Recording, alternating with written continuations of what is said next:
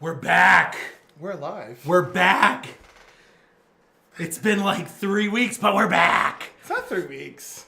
Yeah, our last live show was 3 weeks ago. Oh, that's right. Yeah, but we're back, baby. Welcome to Read. What's the name of the show? Read, Watch, Play. I'm your host, Tony Cox. With me, as always, Clifford Parmenter. Is Clifford Parmenter. There, I said it. And you said it correctly. I did. I'll allow Tony to say my name in the future if he can get it right 3 times. 3 times? Is that like Beetlejuice? Yes. Beetlejuice. Except I allow you to say my name. Except you allow you to say the other way. If I say it 3 times, will I magically appear? Yes. Oh, yay, woohoo! But only on only on January 1st. Only on January 1st? Yeah. Okay. So welcome to the show where we talk about what we read in comics, what we watched in TVs and movies, and what we played in board games. And I feel refreshed. Comic-Con took a lot out of me. You know that. But I feel energized. I feel ready to go. I'm back in the groove. I have tomorrow off. It's my first Thursday off in forever, like a month. What are you gonna do? Climb the walls? Well, the first thing I'm gonna do is take care of my two-year-old son. Oh. So that's gonna be a job in itself. Oh. But I'm also, and I'll probably clean up the house a little bit. Can't you put him in a bubble or something? Like a gerbil wheel? Yeah, I'm like one of those balls. One of those gerbil balls. I'm very pro parents putting their children in a bubble. Oh my god! It's great. So listen, you're gonna pretend that some kids don't need to be in a bubble. I'm not gonna pretend because my kids need to sometimes be. Here we go. I'm not gonna lie. I mean, it's the truth. It's a fact. I'll hopefully play some video games. Why do I feel like Tony's only going to accomplish one thing on that list? And probably video games. Oh, okay. Changing diapers? No. Video games? Yes. I was telling Adam this at lunchtime. They have a game on the Switch called Golf Story, which is like a Pokemon-style RPG, but you play golf. Oh my! And what, you get different balls to golf? No. Like there's a whole story. Like there's a whole journey. But like, do you get different caddies with different specials to help you golf? No, but you can upgrade your clubs and stuff. But basically, upgrade your clubs. You start off, and you're this Chara kid. Club 9 flaming hits. Bulbasaur Club, go! I mean, that's what I'm expecting. It's like my number 4 club has a water special, so if the ball lands in the water, I can hit again. It's not exactly like Pokemon, but it's like the graphics are in the style of like Pokemon and games the from 10 years execution ago. is in that. And except you start off, you're at this golf course, and you want to be a golfer, but everybody there is like, oh, you're horrible, you'll never make it. You're no good. You'll never be the very best. Yeah, you'll never be the very best. So you have to prove to them that you're good. And you start the coach guy. You pay for a golf lesson, and he's like, I'm not going to coach you. And he's like, here, go do 9 holes, and then bring me your scorecard, and let me see how you did.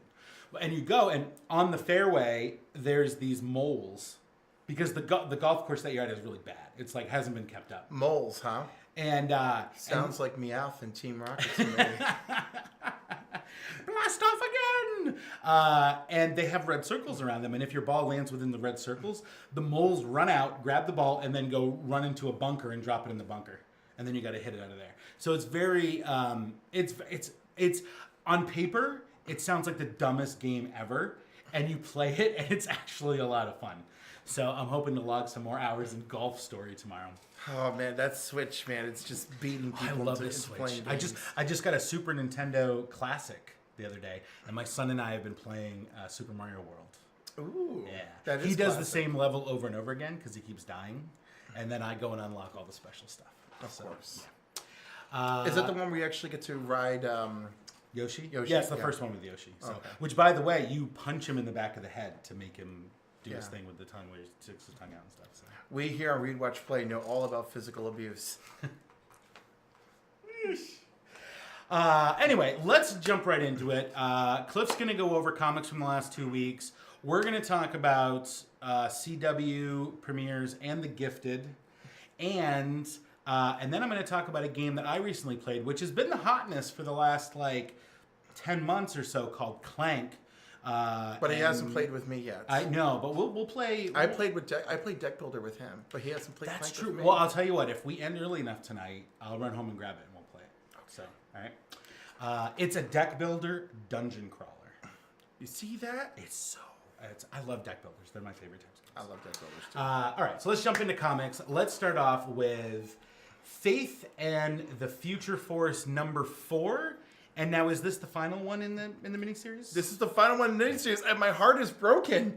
When I got to the last page, and it's like, Faith will return. I'm like, what is this? What is it? This is the end of her Marvel movie? Where, like, Faith will return, an Infinity Gauntlet. And I'm like, what is happening? I was, like, so devastated. I'm like, no, the story just got me. So Faith realizes now that her and the Time Walker have had their... I'm sorry I'm spoiling the whole thing for everybody, but basically what it comes down to is Faith and the Time Walker have their big chat about what to do, and the Time Walker's like, look, I've been getting this wrong, and now reality is falling apart, and there's nothing else I can do here, and I'm trying to remember this guy's name. All right, Chris Criswell. So Faith gets this good idea. Let's go back in time. Let's go find Chris Criswell, the actor, before he becomes famous, before he becomes a supervillain, and before he becomes Faith's arch nemesis. Let's go get him, and we'll use him to face off against this thing. Ooh. Right? Because they've been trying to attack it by using heroes. Right. So she's just, the moment she sees him, she's disgusted. In the meantime, our pal here, who looks like a dinosaur woman, she's like, oh, but he's very attractive and charming, and I love all of his films. You know, and he's such a great villain. And Time Walker's like, what kind of conversation is this? It's like, if reality is saved, we're going to do a Chris Criswell night where we just watch all of his movies, you know? And she's like, okay. But in the meantime, like, Faith is like, he's the scum vial of the earth. The reason he played villains in movies is because he couldn't be a villain in real... No. She said the reason he did those movies is because he always wants to play a villain. And he wants to be a villain in real... And so he decides to become a villain in real life. So they approach him, and Faith pretends to be an agent. And that they're working on a small film, and that the other ladies are from the studio, and they just need him to do a bit part. They have everything set up. They have a tight budget. Will he help them? And he's going to have to improvise, right? And he agrees. So they put a blindfold on him, teleport to the past, where the first... primordial creature is walking the earth, and the techno future guy is ready to crush it and just make sure that life on earth never existed, so that his people will never suffer. Yeah. Right? So Chris Criswell's like, hey, what you got there? Right? And he's like, oh, human, blah, blah, blah. He goes, they sent you now? He goes, oh, I'm no superhero. You know? It's like this world is mine, and it has always been mine, and I'm here to remind you of that. So he gives him this huge supervillain speech, and he goes, I know all about being a villain. He goes, go ahead and crush it, but then they'll never live, and they'll never suffer. And if you know humans, you know that we make each other suffer all the time, and I, being a villain, want to make them suffer more. He goes, so you end it. They don't exist. There's no suffering. Nothing ever happens to your people. You know, or actually, I think it still happens to people no matter what, which is like a really messed up, convoluted time thing, right? He goes, or you let them live, and they suffer, and they torture each other, and I'll be there to torture them a lot, right? And he goes, you make a good point. So he leaves, and that's it, and he takes off, and then Faith and them like pull him through the time portal, and they put his headpiece on, and he was like, wow, the special effects were like really good for a small piece. And it's like, am I gonna get a writer's credit because all of that came from me? And it's like, yeah, we'll be in touch, send us your email. And in the meantime, so like the techno creature, right, sees a temporal version of itself coming to the past, and it's like, no, I have to stop you because I want them to live, because I want them to suffer. So he grabs his past self and disintegrates his past self from going to the beginning of life on Earth. Wow. And Faith is back in her office, and her boss appears at her desk in the "come with me if you want to live" pose. Only, Faith, I hope you're not saving the world because I want that story you owe me. Nice. That Faith should have been working on in issue 1. Yeah, nice. So anyhow, she has Chris Criswell's email, and she puts on a little tack board on her desk, and she goes, I wonder if that email still even works. And all she could think about is like the supervillain scum that he has become. And then, of course, like, you know, that what I did that day, does that play a role in him turning into a supervillain? You know? Yeah, right. So she's left with that thought, and we're left with the end of the series. Wow. And so anyhow, again, I've been wooing from day one. It's a total woo. I really enjoyed the journey, even though I've ruined every step of the way with it, with spoilers for all of you. But I mean, I had a good Faith time. in general, I feel like is a pretty good book. Every time they've worked on the character, it's been completely solid and thoughtful. And also. Because, when I was much younger, there was Rye in the Future Force. Yeah. And that's something totally different. I'm glad that this is something totally different here. Like, when I first read it, I was worried that, I was like, no, Faith is going to be removed from time, and we're going to do... No, it was a nice adventure. Oh, and at the end, the Time Walker is like, oh, so I guess we're going to do Chris Criswell night, and I'm like, watch those movies. It's like, yes, in a movie and a show that Faith told me about. If the show is Doctor Who, we're not watching it. So Luke says hi, and he's wondering Hey, if we're Luke. doing any Marvel reviews. Oh, my God. Do I have anything Marvel? I don't think we have anything Marvel this week. You know what? There's so much. Actually, so Luke, just for you, the new Jessica Jones Legacy #1, excellent. The Purple Man is back. Bendis is writing it. Lots to look forward to. The new Champions, Champions Legacy #1. Mm-hmm. They have to team up with the Avengers. The writer who's writing Champions and Avengers is writing this book. Excellent team up. So we're going to see an Avengers Champions crossover. The Mighty Thor #700 is out today. It is the life and death of the Mighty Thor, and we mean Jane Foster. Another great book, beautiful cover, beautiful. It's a lot of different artwork styles in that book as well, I think. Yeah, well, it's huge. It's the size of a lot. It's $5.99. Yeah. It's the size of 3 comics. Yeah. And normally you know how I feel about the $5.99 price tag. But of all of them, that one celebrating a number 700. No, that one's worth it. That one I totally approve of that. What other good stuff with Marvel? Oh, the High Evolutionary. Oh, there it's right. The Champions Adventures thing. The High Evolutionary's back. Love it.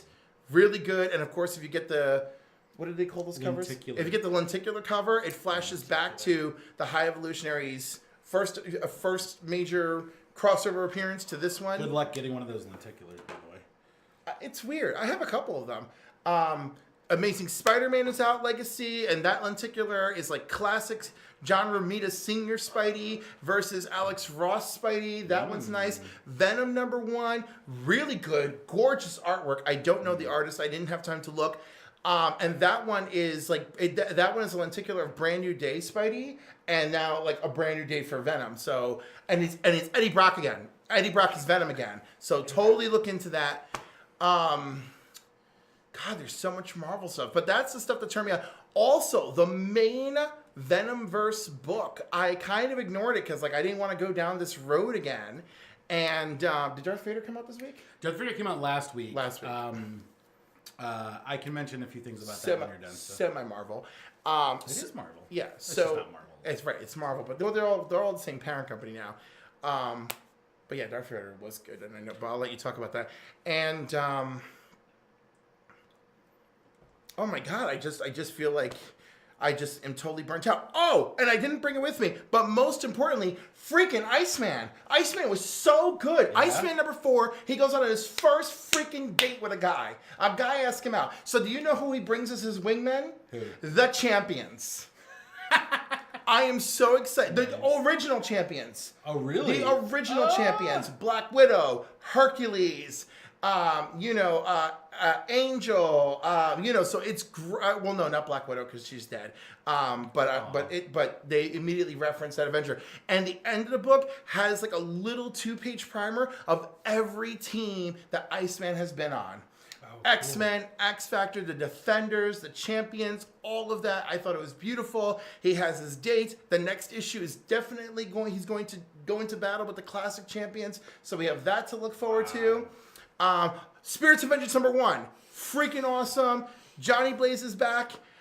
He's his Ghost Rider as well. So because it's like different demon spirits making people Ghost Rider. Very interesting. I already told you guys about Marvel Legacy, but there's that. So I hope that was enough for you, Luke, and everybody else. And Darth Vader. I'm actually trying to remember what happens in Darth Vader. I do know he returns back to to the Emperor.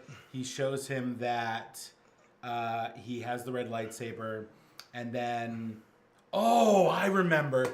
So this is great because it ties in with Star Wars Rebels season 1. Ooh. There's the Grand Inquisitor. Yes. Right? So in issue number 6 of Darth Vader, Palpatine sends Vader to the old Jedi library, the old Jedi archive. Mm-hmm. And we see this hooded figure in there who's looking for information.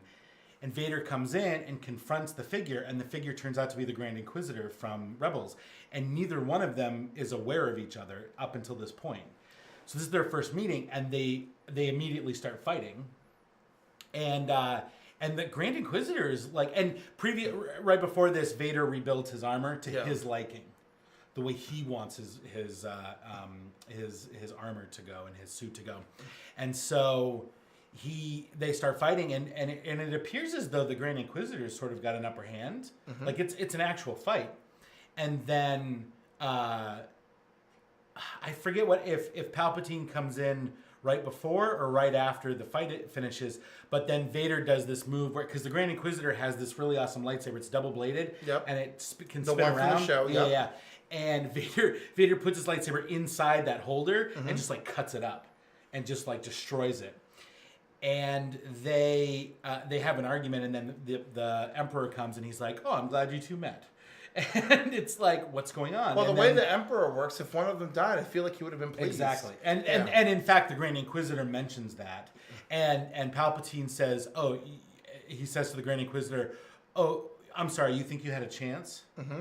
And Vader, because clearly Vader bests him in the end, like without effort at all. Mm-hmm. So then Palpatine says to Vader, this is your next project, basically. And him and the Grand Inquisitor and Vader walk into this room, and it's all of the other Inquisitors from Rebel Season 1, and he says this, I want you to train them to hunt Jedi.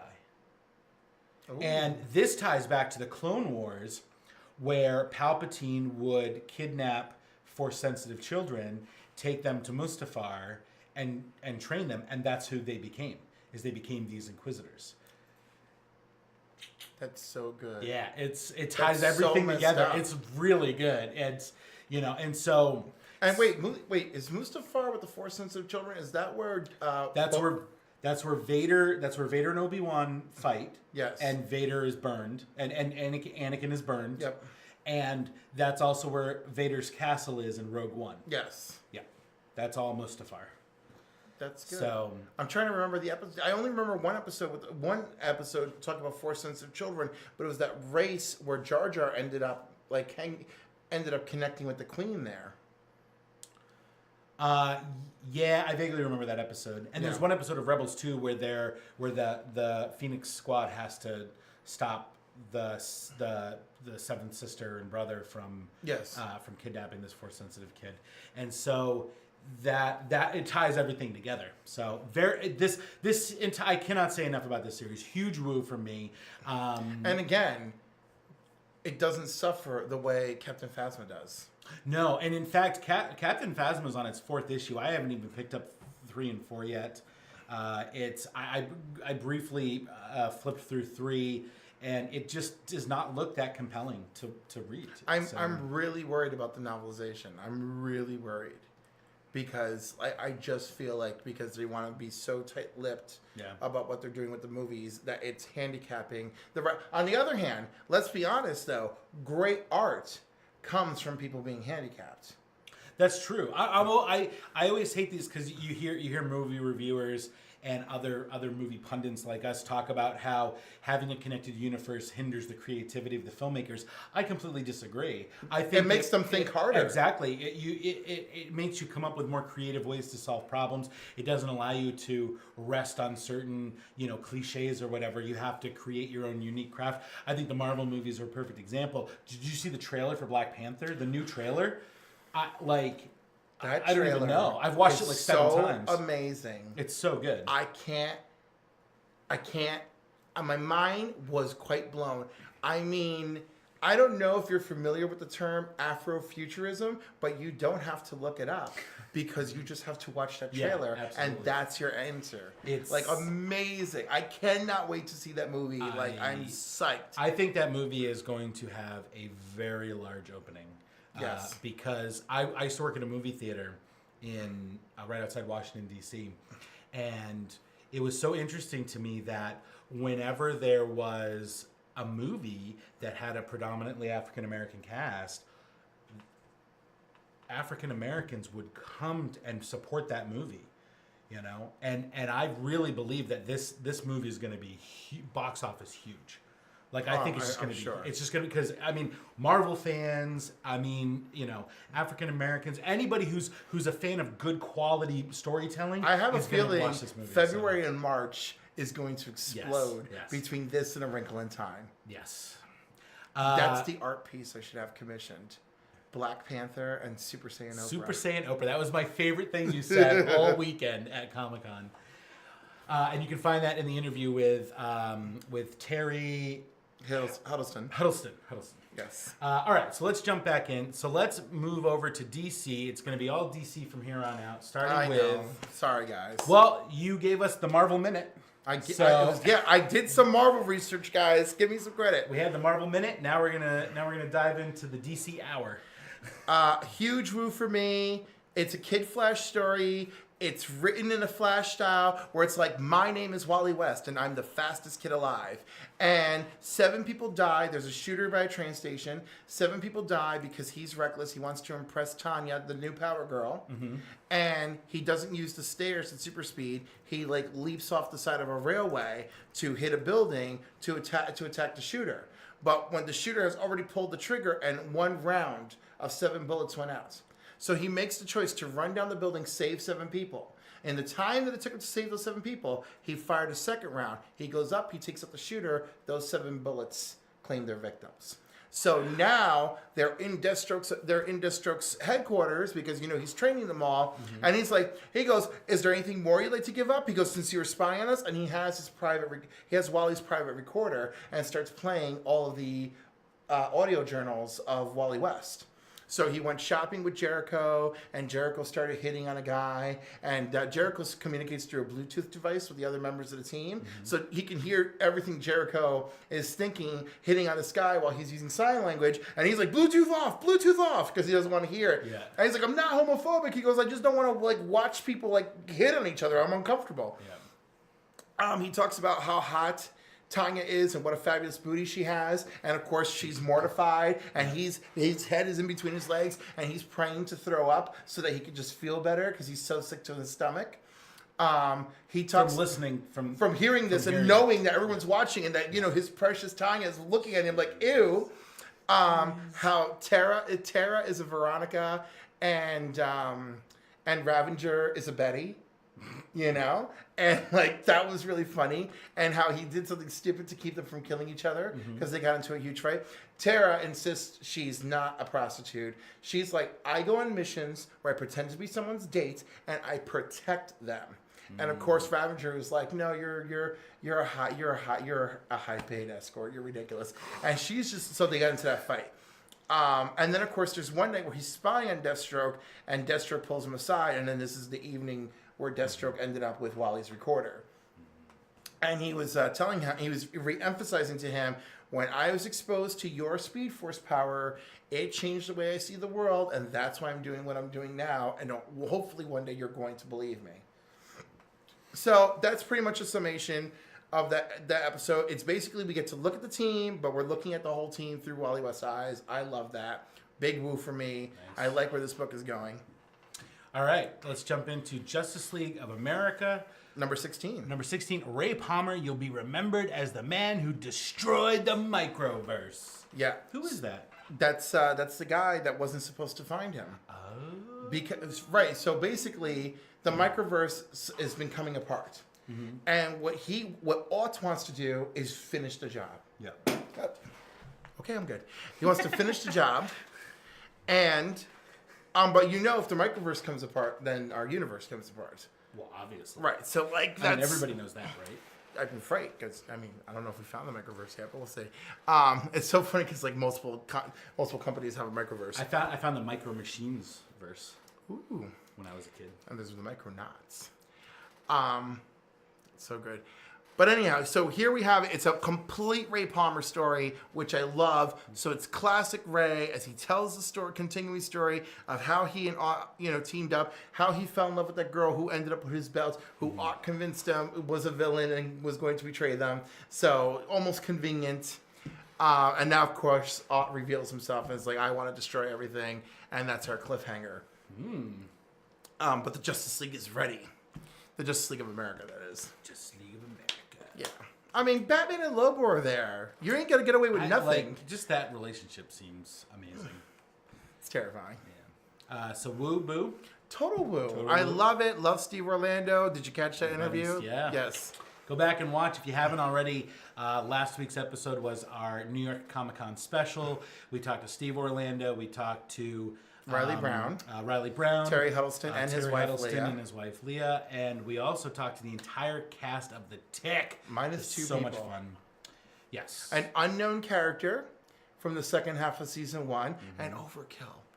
Yeah, but I was so bummed we missed Overkill because we talked to the ship. We did interview Danger Boat. That's okay because Danger Boat and Arthur are gonna have a special relationship, so we got both of them in. That's right. All right, so now let's move on to Justice League number 31. The future ends here. So I gotta tell you, Justice League 30 and 31, because that's how much we've missed already. True. So that dark energy tried to consume Wonder Woman. It turns out that dark energy is from the Kindred.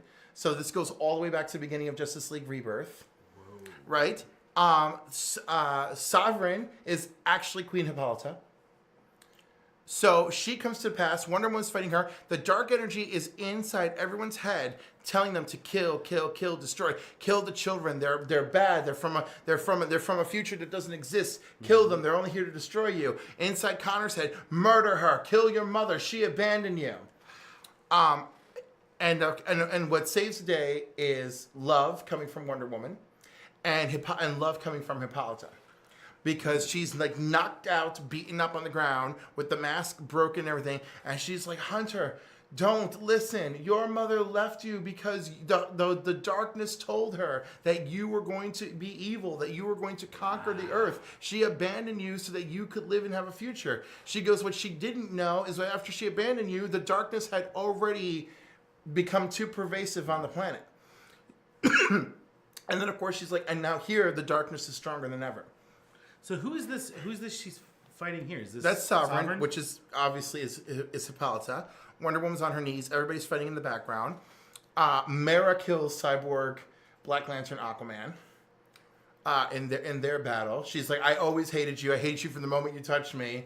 You know, you're an abomination of my husband. Because Sovereign looks a lot like a female Steppenwolf. Yeah. Well, I feel like that was kind of just to make us think, what is this? Who is this? And as you know, I mean, Amazon. When it comes to Amazonian armor, it's always like this hybrid of high science and high magic. Yeah. You know, and of course now the darkness wasn't over influencing her. And you know what's so funny is that Omega looking symbol on her chest that kind of gives you that feel. The twins. Yeah, it's very dark side. Yeah, of course, and again gives the feel. The children of Jessica Cruz and Flash, one of them becomes Black Lantern for a moment, the daughter becomes White Lantern, and they revive Simon Baz from the dead. And that's the first time they've ever done that, they said. So, of course, Simon kicks back into action, and now he's not mind controlled by the darkness. They're able to get their bearings, and Hippolyta goes off to challenge the darkness herself. You know, so and tells Wonder Woman, because if you've been reading Wonder Woman, you know Wonder Woman has been cut off from her mother and the Amazons, and she goes, daughter, it was so good to see you again. Because and according to the things Wonder Woman has discovered, every time she thought she went home to visit, it was only an illusion. So this is her real mother actually talking to her. So it's a heartbreaking scene. You know, and of course, for those of you who are poo-pooing Wonder Woman's treatment in this whole story, this issue totally redeems that and tries to get you to understand all those actions. So, huge woo. This is Brian Hitch's last arc, and it's been coming out every other week, and I really enjoy it. And the artists have been doing a great job. And I've been enjoying the story from day one. Very cool. And I thought this was a great penultimate chapter. Do we know who's picking up the series after this, writing it? I do not recall. I feel bad about that. But, I mean, it's Justice League. We'll They're going to pick a decent team. All right. So let's jump into everybody's favorite mega event. Well, what wasn't supposed to be a mega event. I know, it's turning into one. Batman Metal number 3. So there's Barbatos right on the cover. Yeah. So inside Superman is... It's actually, we're inside Superman's mind. And the kids are playing music, rock music, and the song they're singing is na na na na na na na Batman. So of course Bruce likes it, and they're laughing, and they're out on the farm and they're having a good time. And Barbatos like pops out of Bruce's chest, you know, and Superman is like, no, he's like, Lois, grab the children. He's like, we defeated you, and Barbatos has got Superman in the hand, and he's like, you only thought you defeated me. I let you think that, and he's like, no, and you know, Barbatos is. Like so, you know how we're talking about like the people who actually do the lettering. Mm-hmm. I really wonder about their job, right? I mean, I wish we had gone to the letterers panel because this is amazing. Like all the lettering is fantastic, and the lettering for Barbatos is demonic lettering from the font family. And so whenever he says, there's a certain word he says. Oh wow. Like even his really nice. Check out that. Right, well that's the man who laughs. Oh, that's right. That's his font, and it's like all of them have a specific font too, which I really love.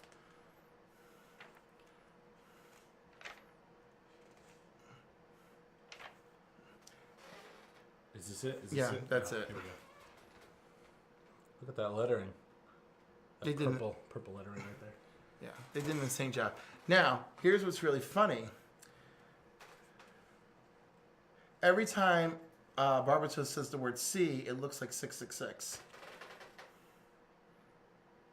What? Yeah, because of the way the lettering works. Ooh, that's creepy. Oh yeah, super creepy. I'm gonna set that down. But anyhow, talk about amazing lettering. So Wonder Woman experienced the same thing Superman has.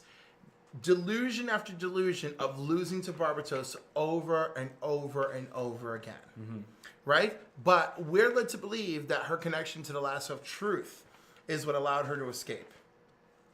So she wraps herself to Superman with the lasso of truth so they can proceed together. And she's like, he's like, what about John? She goes, John's safe. What about Lois? She's been turned into a monster. Sorry. A lot of people they love have been turned into monsters by one way or another by one of the many Dark Knight Batmen, right? Negative Earth. I like to call them the Negative Earth. And one of the books they actually refer to it as Minus Earths, or Minus Earth, right? Nice. So Superman's doing everything in his power to figure it out. You know, Dr. Fate has amassed a group of heroes to help and work on their own. Superman decides I'm going to use the multiverse conduit hiding in the fortress. Now that I know about it, I'm going to try and find my way to the negative universe and stop this once and for all. Mm-hmm. Only to arrive to find all of the dying Negative Earth Superman clawing at him, dragging him in because to use him as a giant solar battery for Barbatos' power. Wow. So that's our big cliffhanger there, guys. Wow. Spoiler alert. So yeah, insane. Still a woo? Oh yeah, woo, and nothing stupid to throw me out of the story. Nice. But also I'm super biased because I love Superman. Very cool. But I don't like him. Now so Superman, this is all in Superman's mind. The beginning. Just the part where Barbatos defeats him again and again. And where is he? Where's Superman physically? He's in this horrible tower that's just sucking the life out of people for energy. And this is after they got knocked unconscious right before Batman got turned into liquid metal. Yep. Okay. I'm with you. Horrifying. So, continuing with Batman Metal, we got The Drowned. Yes. And this is Bryce Wayne. Bryce Wayne. Bryce Wayne. Do we know what Earth she's from? She's Earth -17. -17. Yes, where she is driven mad, not by the loss of her parents particularly, by the loss of her love, Sylvester. Sylvester. Like, what's Sylvester's last name? Kyle? Like Sylvester Kyle, very good. Is it Sylvester Kyle? Right. Well, you know what I think is funny? It's the opposite of Selena Kyle. Right. If he's Sylvester the cat from Looney Tunes.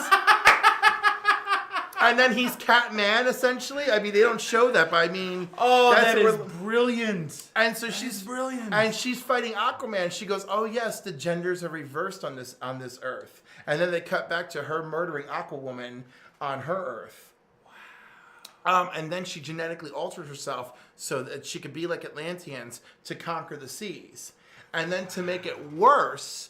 Right? So the reason she even did that is because as far as she's concerned, metahumans ruined everything. Metahumans took my love from me, and all Atlanteans are just more metahumans that need to be taken care of. Wow. So she laments a lot on Sylvester and trying to and how the light has always been above her because she took over underwater. And now she goes, there was no light for Sylvester. There's no Sylvester for me here. Because again, in a world where there's only Selena Kyle, right? So she's just like, I will drown this planet. I'll drown this Earth. Oh. And again, I didn't spoil too much of it, but that's her whole theme now. Very cool. And so yes, she's among the Dark Knight Batmen. She's the only woman. And it's so... Is she the only woman? I thought there was another woman. No, she's it. Really? Yep. There's a Doomsday Batman. There's the Cyborg Batman. There's the Flash Batman. There's Barbatos. All right. And there's the Man Who Laughs. So I call him Joker Batman, of course. Yes, obviously. All right. But good woo. I love all the origin issues. But it's so funny. I've never rooted for Aquaman so hard in my life. To defeat. Yeah, because even though I'm enjoying the stories, I really do hate them. I hate them so much. You hate the characters. I hate the characters. Like I'm just Effective writing. I'm like, you're all terrible. Yeah. I'm like, you are the reasons your Earths deserve to die. Yeah. Barry tried to warn you, Red Death, and you're disgusting. You cosmic treadmilled him into this horrific life where the two of you are inside each other's body. Wow. Bruce, you're a freaking spoiled brat child. I didn't talk about that one. The Black Dawn Batman. Oh. All right, okay, so I read that one last week. So that Bruce, his parents are murdered in front of him. The Green Lantern ring comes to him for willpower. He uses it, and he's like, I want to murder that man. He murdered my parents. And the ring is like, we don't kill. And it's like willpower increasing, error, right? So he corrupts the ring and murders the guy because Bruce's willpower to kill overrides the ring. Wow. Then he tells the ring to bring his parents back. And of course, as usual, when you make that kind of request, his parents came back as just awful. They were just like zombies, like, Bruce, we love you. So that totally messed with Bruce's head. And he's like, nope. So like he just it's a dark story. So he just de-ringed that, and then the darkness inside of Bruce, like he used the ring to power his constructs with his darkness. So Bruce started projecting these horrible, nightmarish, dark constructs. Plus, he learned how to do stuff with the ring, like make himself go black and just disappear into the shadows. So Bruce becomes a disgruntled teenager who murdered Bullock because he talked to him the wrong way. Mm-hmm. Then Gordon stands up to him and he goes, I don't care if you kill me. Someone has to stand up to you. What you're doing is not right.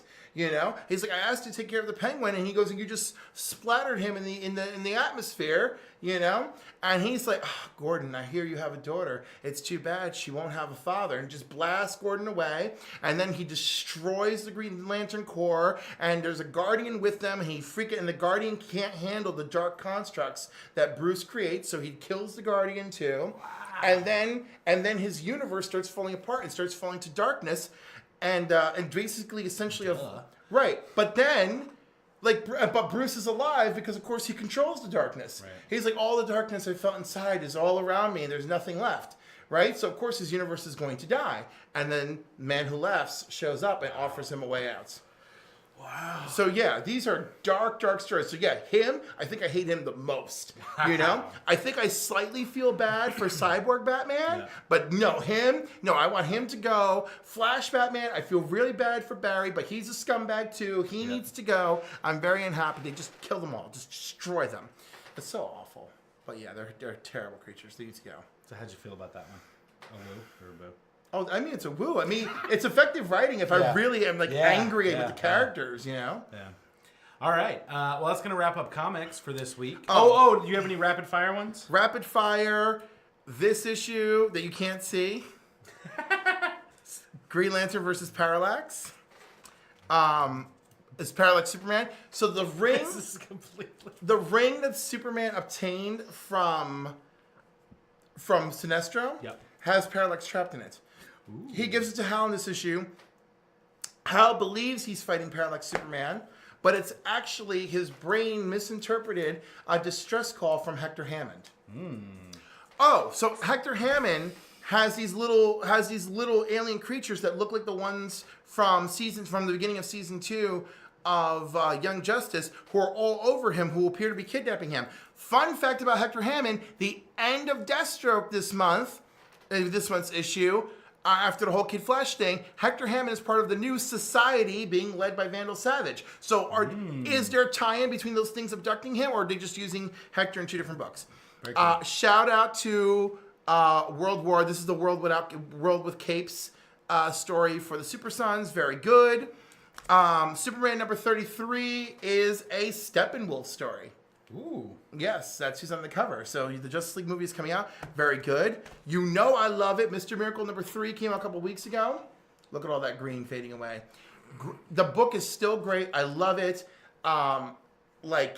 Orion is the new head of the New Gods now. It's not going great. He's wearing a Batman t-shirt. It's so great. The bug comes to warn him, and then Light Ray shows up and just kills the bug. Bombshells? Bombshells, oh yeah, I love it. Just get them. They're just amazing. Bombshells United. Yes.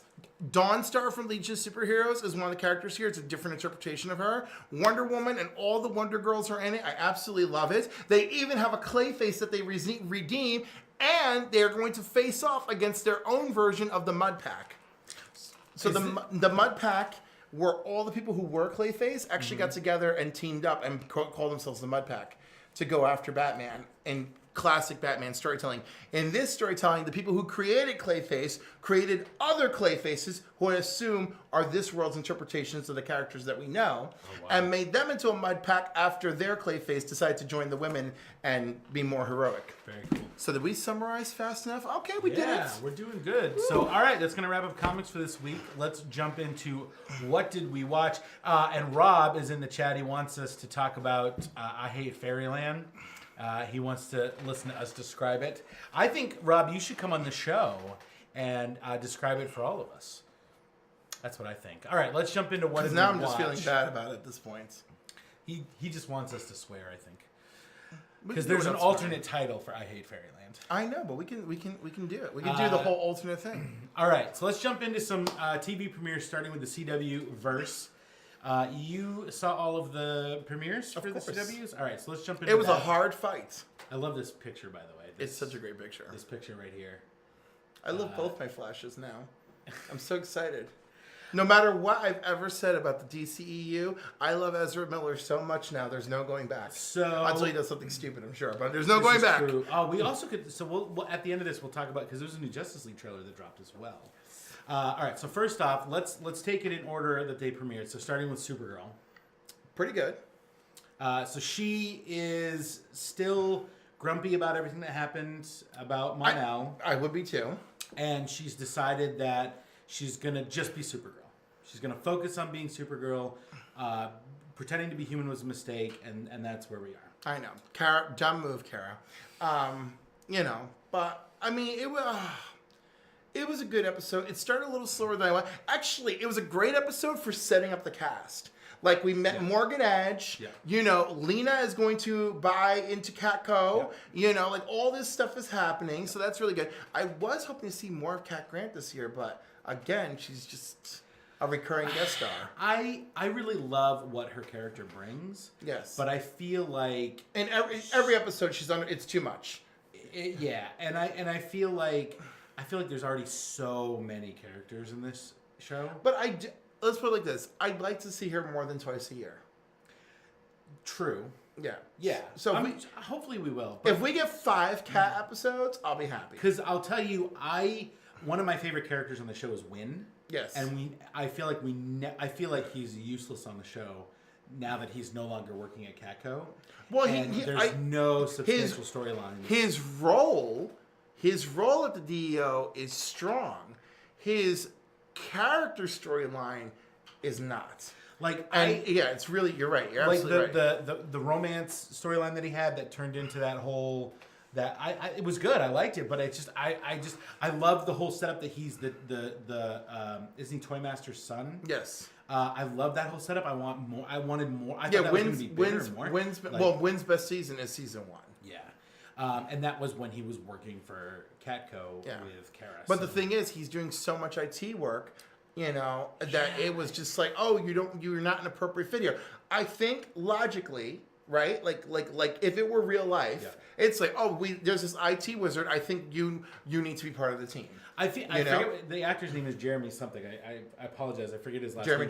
Jeremy Jordan. Yeah. I was first introduced to him on Smash. Yes. Oh, I love Smash. I love that show. Oh, that's how I was introduced to him too. And he was huge on Broadway before that. Yeah, and he is such a talented actor, and I just feel like he's being wasted in that. You know what we need though? Role, so. We need a Win Cisco team up.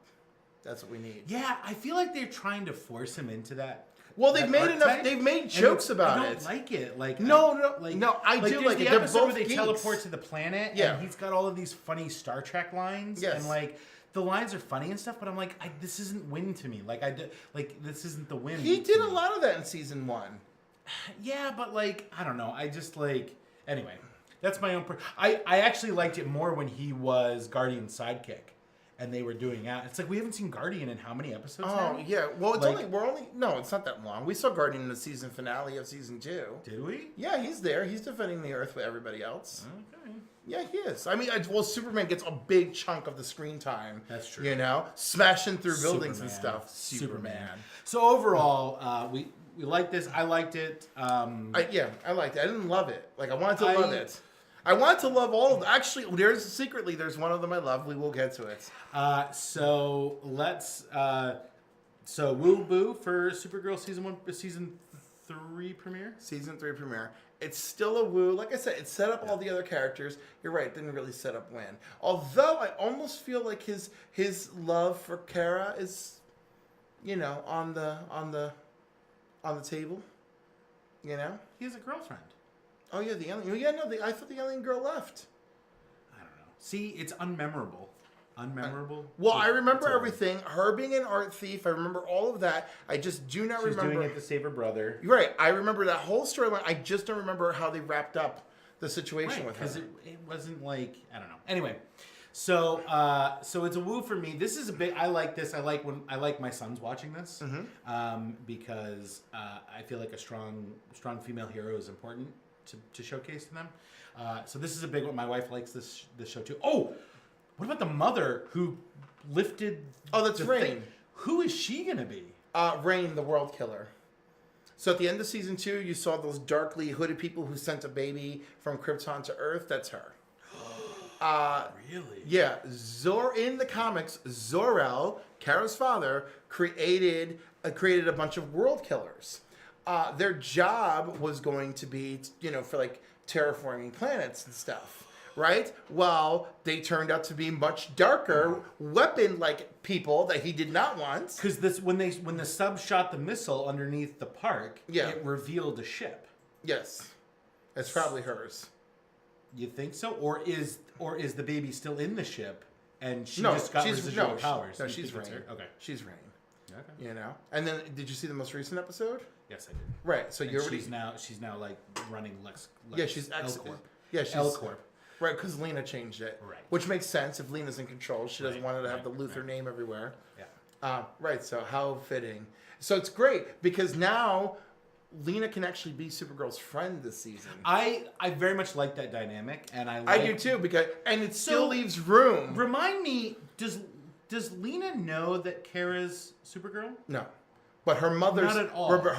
Oh, no. She has suspicions. Okay. But her mother... Remember, her mother Luthor's mother, Yeah. told Kara, Yeah. I figured it out Yeah. immediately, And so will Lena. so will Lena. Because she won't tell Lena. Right, she won't tell Lena. And it's better if Lena figures out for herself, because it'll be... No, it's better for story, but it's not better for Kara. Right, that's what I mean. Yeah. It's like it's going to be more of a it's going to be more What do you want to bet that's our season cliffhanger? That after we have a strong season of Lena being a supportive friend, Yeah. the cliffhanger is Supergirl somehow manages to fail her and she finds out the truth. Well, what I'm excited for is I really like the idea of building a friendship between them and then having the falling out for them to be Enemies, like yeah. what I want next season is I want Lena to be the Lex. I want her to just come completely around. I want to see this journey on the other okay, of her falling towards her so mother's path. I still kind of like that.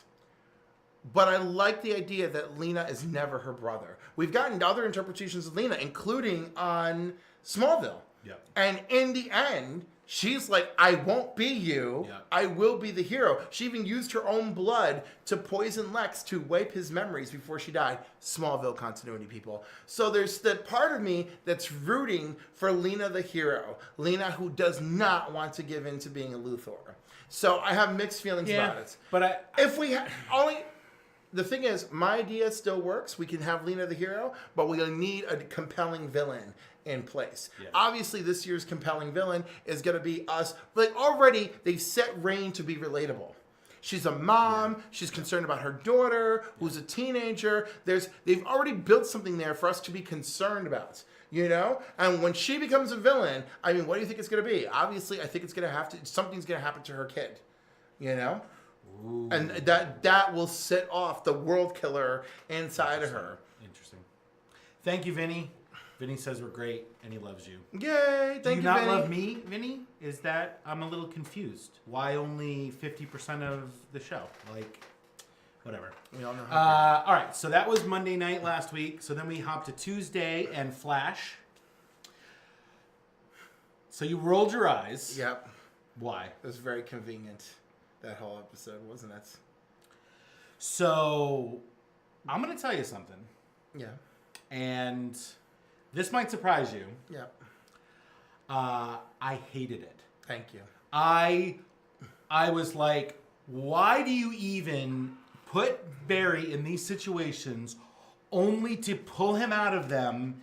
And then I was like, the CW is notorious. They pulled him out. Yep, they pulled him on the Flash does it every other episode, and now I'm starting to get annoyed. Well, no, what really upsets me is this has been happening since Arrow, and I know it's not all the same writers, but it's the idea. But this is like, I feel like on Flash they do it blatantly and to an obnoxious point. I'm hoping they changed the writers this year, so I'm hoping this is going to be a big change. They pull him out, and then at first I'm like, really, guys? Really? You literally don't allow us any time without Barry. Why did you even waste our time at the end of the previous season to make us think that this was like literally spend 10 minutes on him having to go in the Speed Force to get locked up, and then nothing but we got to bring, like, within the first 5 minutes Cisco's like, I guess we got to bring Barry back, and it's like, so we're not going to have any conflict without Barry at all. It's just going to be, let's bring him back. Then they bring him back, and he's not the same Barry. Which, again, still could have been good. And so then I was like, this is even... Then I was like, all right, I'll forgive that. I'll forgive bringing him back, because I'm like, this is even better. He's back. But he's word salad Barry. Yeah. And he's not communicating. He's doing this weird stuff. What is all this stuff? And then it's like, this is even better, because it creates a better conflict that he's there, and now there's frustration that they can't get him to be the hero, and then it's done. And then fix it. He fixes it. Barry, you have to save her. You love her. Save her. Oh, okay. And that's it. Love conquers all. That's great. Look, I love the characters. Yeah, I do too. The characters make me tune in every week. Yeah. Because the actors are great. And I'll never stop watching it as long as the characters are still as good as they are. Yeah. But, it was the first time I literally was like, ugh. But anyhow, Sterling Gates is one of my favorite comic book writers. He wrote a series for Vibe. He wrote Supergirl. They were both excellent, and he is this year's co-writer on The Flash. So I have hope that this is the worst of it. And of course, my favorite thing about episode 1 was the reveal of this season's lead villain. So tell me about this villain, because he looks familiar, but I don't know who it is. He's the Thinker. Okay. Thinker. Okay. Clifford DeVoe. Okay. So I'm very happy. And of course, so my dream is, and it looks like we're going to have my dream come true, that he's going to set off a series of rogues on Team Flash while being the mastermind in the background, working on his bigger plan. Larry says he was watching, I'm assuming you mean The Flash. It was watching either The Flash or Supergirl and stopped it to watch us. Oh, thank you, Larry. Thank you, Larry. So I'm excited to see where this goes. I actually didn't know that there were new writers, so that's a plus. Yeah. And it could be because this is similar to Star Trek Enterprise season 4, is going at the first 3 seasons revolved around this temporal Cold War thing, and then they hired a completely new showrunner for season 4. And in the first 2 episodes of season 4, they wrap up that whole crappy storyline. Yeah, he's like, I have to get rid of this. And then all the amazing episodes of Star Trek of Enterprise start, and then it's canceled at the end of the season. Yeah. It was too little, too late. I love the time travel episode he did, where the Archer's removed from time. That's my favorite of all time. Oh, that's pretty good. Yeah. And also because it explained all the temporal phenomenon. Yeah. And he was watching Flash. Yeah. It explained all the temporal phenomenon of everything in Star Trek. Yeah. And that episode is just nailed it.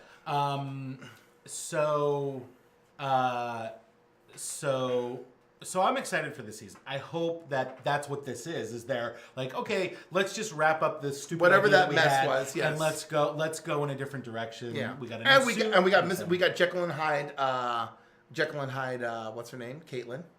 Yeah, it's interesting what they're doing with Caitlin. I love the lab buddies, Cisco and Caitlin, but I like this idea that she's not one or the other, and she needs sort of time to herself. And I love that she's Killer Frost every once in a while. And remember, Killer Frost is currently a hero in the comics, so we have hope that she will find herself, even with meta powers.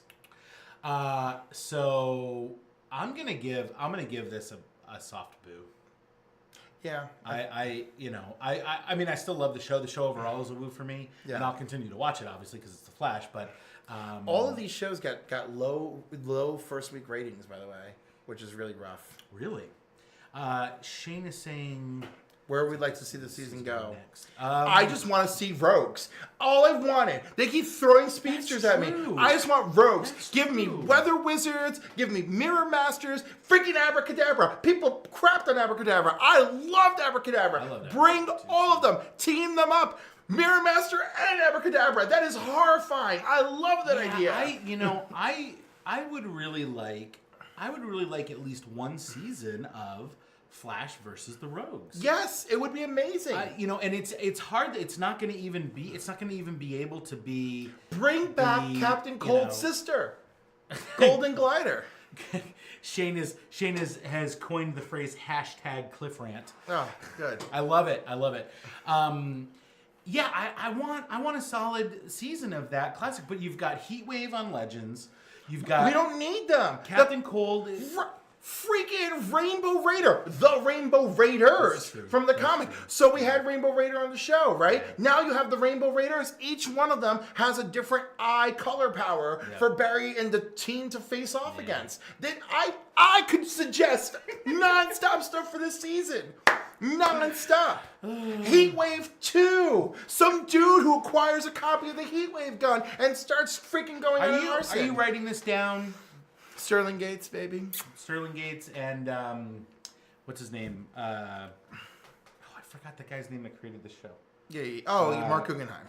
Guggenheim and what was the other guy? The other one I like is all I can think of is his last name is similar to Huntress, one of the Huntresses. Berlanti. Greg Berlanti. Yeah. You're right. Damn right. Good call with the Huntress. Yeah. That's all I can think of is it's not Berlanti though. Huntress's name is no, hers is Helena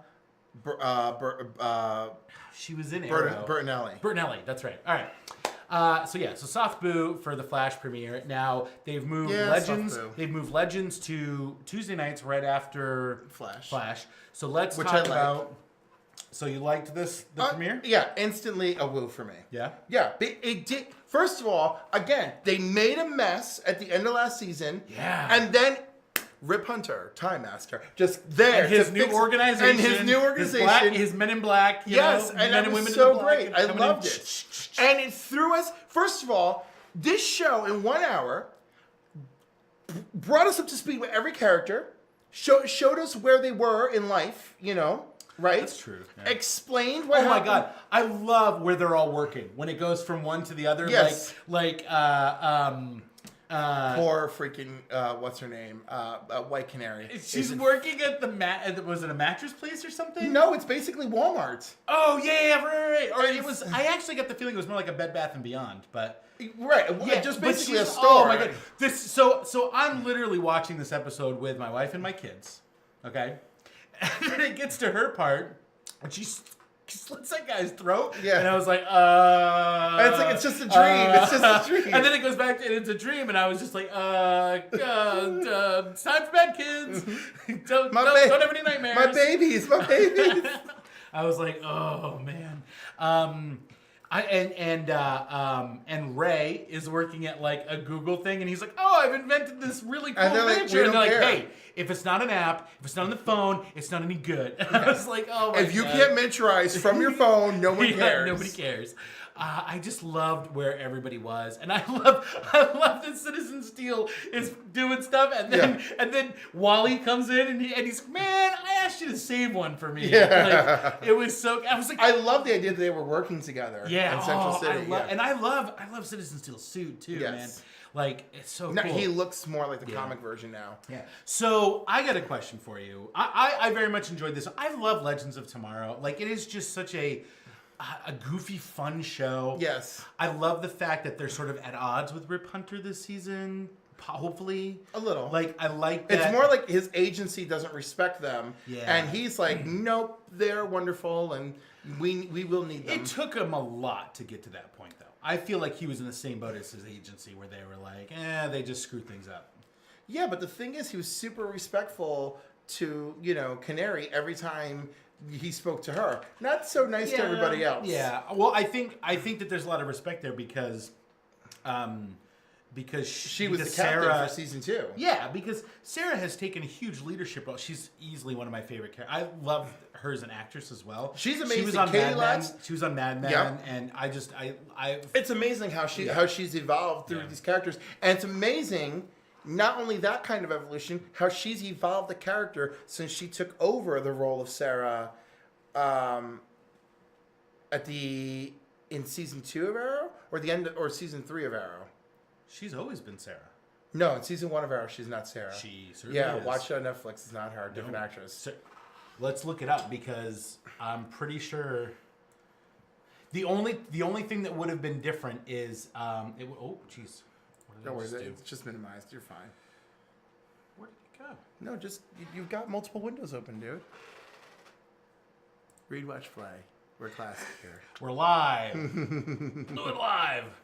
No, we'll go to all right. IMDb. I'm the only thing that in the first episode. When there's the flashback of Sarah getting swept in the boat, that's not her. Yeah. But after that, it's her. I might give you that, yeah.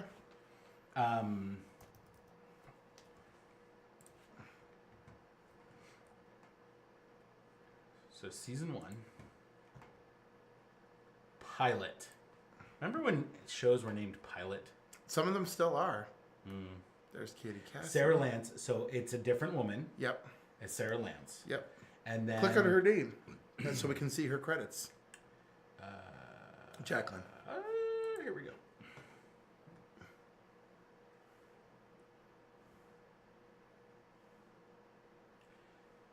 She's only in the pilot. She's only in the pilot, but we don't see Sarah.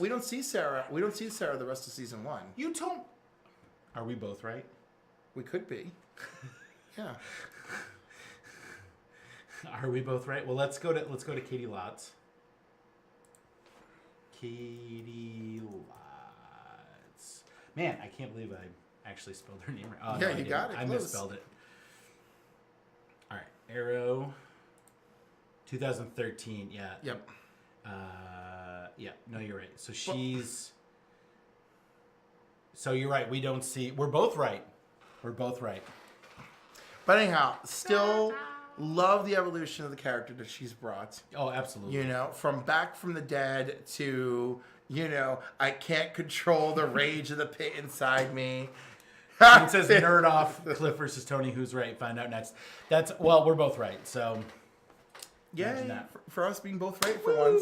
Oh, look, you hit me and it wasn't on my shoulder. Oh, good job. Ah. That's okay, because I got a verbal lashing from Wilson Cruz yesterday. Oh, yeah, we'll talk about that in a little bit because I do want to mention Star Trek Discovery. So big woo for me on this. I'm excited to see where this season goes.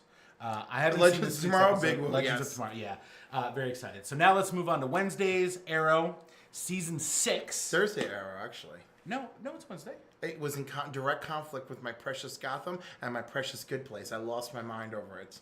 My DVR is you're on right. fire. My You're DVR right. is on fire. Okay? Yeah, Thursday you're right. nights. Gotham, Hashtag Cliff Rant. Gotham, Arrow, Superstore, The Good Place, Will and Grace, Good News, The Orville. I watch all of them. My DVR is I don't even go near the TV. I can't. I just let the DVR just do its thing. I have one room playing Gotham, one room playing Arrow. Just because I want their ratings to succeed, you know. I'm a nervous wreck. You know, the first week I got news for you, buddy. If you're not a Nielsen, I'm gonna have to become one. if you're not a Nielsen, I'm gonna put a box in every room in the survey, house. It doesn't count. But if you're a cord cutter and you stream it, it does count. Interesting. Well, yeah, because the Nielsen broadcast ratings are. I'm pretty sure the Nielsen. This is like 5 years ago when DVR was just coming out, but I believe that Nielsen ratings, broadcast ratings, are done by a survey. Yeah. So if you're not taking the survey, then it doesn't count. And I did it once like 12 years ago.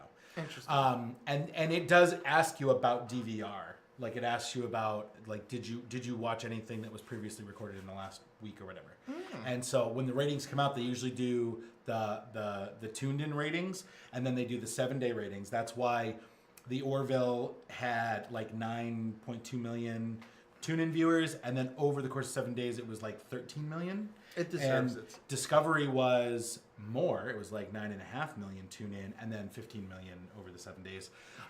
But streaming is a direct number that they can count, and so that's added into the 7 days after the fact. Is they can count those streams of people watching it within 7 days as a first time watching it on the stream. So.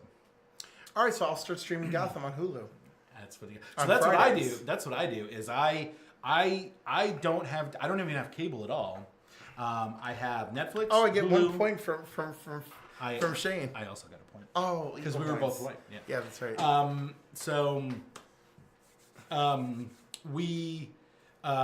We have Netflix, Amazon Prime, Hulu. Yep. We pay for all those services. Me too. CBS All Access. Yep. Obviously, because I need that. Yep. And it's his and- fault that I have it. And we have a plethora of things to watch. And I actually watch the CW stuff on the CW app for free. For free. That's really neat. Yeah. You know, So not like some people who have an app that block you if you don't pay for their channel. Disney XD. So anyhow, oh, that's true. yeah. I could watch the DuckTales I buy those premiere. shows. Well, You buy those shows on Amazon. for Star Wars Rebels, I buy those shows on Amazon. Yeah. So, which that reminds me, I should buy the DuckTales. Season passes, people. Season passes. And now that we're basically advertised for Amazon for free, I know. God, we gotta take them on as an advertiser because if we had 5 cents for every time, if we had a nickel every time you said Amazon, for real. Because I mean, it's just inappropriate to interview people from an Amazon exclusive show and not tell them the to show get is so Amazon. good, too. It's It so is good, good so. if it's worth. And you get free shipping on your stuff. And I'm broke as all get out, and I still order things. So Arrow season 6, Island explodes. Yes! Yeah, that's a show! And That's a show! everybody dead. Almost everybody dies. Nobody dies. Well, One person dies. the most important person died. Absolutely not the most important person. Oh, actually, wait, remember, Malcolm Merlin's dead too. I know. Are we? Oh, because he sa- saved what's her name because he was on the mine. Yep. So Malcolm Merlin's dead. That's a shame. I love Mark. Daughter's Well, let's not go that far. no, he could be Lazarus Pit. That could always happen. It seems as though Malcolm Merlin He exploded. is definitely not coming in this season. But from the explosion on the island, Yeah. there's only one person who died, Yes. and one who's person who's injured. in a coma, Yes. and that is way disappointing. Okay, but it doesn't matter. Again, I shades love of the Flash. Oh no, this is different. I love the high stakes. I know they didn't cash in on the high stakes. Do you know who I thought was gonna die? I honestly knew Black Canary was gonna die. So that way Black Siren would have a chance to redeem herself and turn to the side of good. They actually I knew Black Siren was going to be the villain for this season. well, she's not though. Yes, she is. No, the guy in the shadows is the villain for the season. Right. Well, they're working. Right. She's no, working she with no, him. she's gonna turn to the side of the light. No. Yes, she is. No. Absolutely. I believe it. No. She didn't kill her father when she had the chance. I will. She had a brand new chance to kill him. Right, because and that's didn't. not. That's it. She could use him later on. Probably. If they redeem her and if they kill the new Black Canary. No. I don't think they're gonna I kill the will new be Black very- Canary. Well, I don't want two Black. Well, Canaries. that's what I'm saying. She could be something else. Look, we've already got two Black Canaries, a White Canary. Oh, we got Black Siren. Where's and Black Yellow Canary? Canary? No, it's Jade Purple Canary. Canary? Jade Canary's the only one missing. Whatever. Jade Canary is Lady Shiva, just in the comics, just so you Sure. know. Anyhow, I didn't hate it. Oh, by the way, can we just flash back to Legends for a second? Ooh. So, I thought that there was gonna. So, what's the thing that happened at the end with what's her name? That's not Vixen. That wasn't Vixen? No. Have you ever seen Vixen summon spirit animals and attack people with them? I thought that was Vixen because they asked about where she was, and then it flashes back to who I thought was her, Yeah. and then she does that whole thing. Oh wait, maybe it is her. I'm pretty sure that was her. But Because yeah, at that was- first I was expecting the other woman that they announced Yes. as the villain. Right, who will show up eventually. Right. Oh, that means they're gonna have. Right, we got to go back to. They're gonna have to bring Vixen back into the fold for us to get more on that story. Right. But okay, so And apparently, she just slaughters those guys. yes. Where is Vigilante? We don't know because they dropped Vigilante's storyline so hard last season. So yes, I'm looking forward to Vigilante showing up this season in Arrow and messing with us. Oh, yeah. Yeah, they just dropped the ball on him. But if the writers are decent, and I believe the writers are decent, they will definitely pick up the ball on Who Vigilante. is Vigilante anyway? In the comics, he has a more complicated story, but on Arrow, we don't know who he is, and I love that. I love not knowing. I guess who that's somebody kind of is. cool. No, it's about You time. know what they should do? They should just replace Vigilante with Overkill. He's too busy on the tick. Yeah. Besides, if Nerd there's off any round two. overkill on that show, we know that it's actually Green Arrow himself. Nerd off round two. I actually liked it. It's actually a big move for me because Arrow premiere. I for the Arrow premiere. I know how you feel. I kind of agree with you. I love the high risk. I know the high risk didn't pay off hard. The only But redeeming... the redeeming thing is his son hates him for what happened, and I really like that. Here's the thing. And I like it wasn't resolved in one episode. Here's the thing. And are you a little suspicious of the? Are you a little suspicious of the what do you call it, of the governess? I'm a little suspicious of the governess. Really? Yeah, I wasn't isn't she just so sweet and so convincing, so motherly? You know, the kind of motherly that only money could buy. Where do you get that? I don't believe it. I don't trust it. It's all facade. She's gonna be turned out to be sovereign or something by the end of the season. You watch. She's gonna be Granny Goodness. That I would watch. That would be so great. So first off, the first redeeming thing after the non-killing explosion was Mr. Terrific doing terrific things. Yes, and I the T-spheres. was so excited. I was like, yeah, Yes. that's Mr. Terrific. Finally, they went all yeah. in. They went I was all like, in. yeah. And so very excited about that. The other thing is, so here's the thing about Oliver and his son's relationship. Being a parent, especially a parent of two children, and My oldest is a very spirited child and very smart and somewhat manipulative and very negotiating, wants to get his way and just flat out refuses stuff. He's told me once or twice. We also allow him to swear. He's 5. He just turned 5. And we taught him, where it's appropriate to swear. He swears at home all the time, and in fine. Church. Well, we don't go to church, so I don't want to corrupt them. And so he's told me to F off every once in a while, which is fine. I don't have a problem with that. But he's also told me he hates me every once in a while. Hashtag F off dad. Yeah, really. Let's not make that trend. I from an objective storytelling perspective, the relationship between Oliver and his son is compelling. I personally am just I would rather we do something else. Listen, I'm so sick of flashbacks that the fact that the only flashback we got this episode...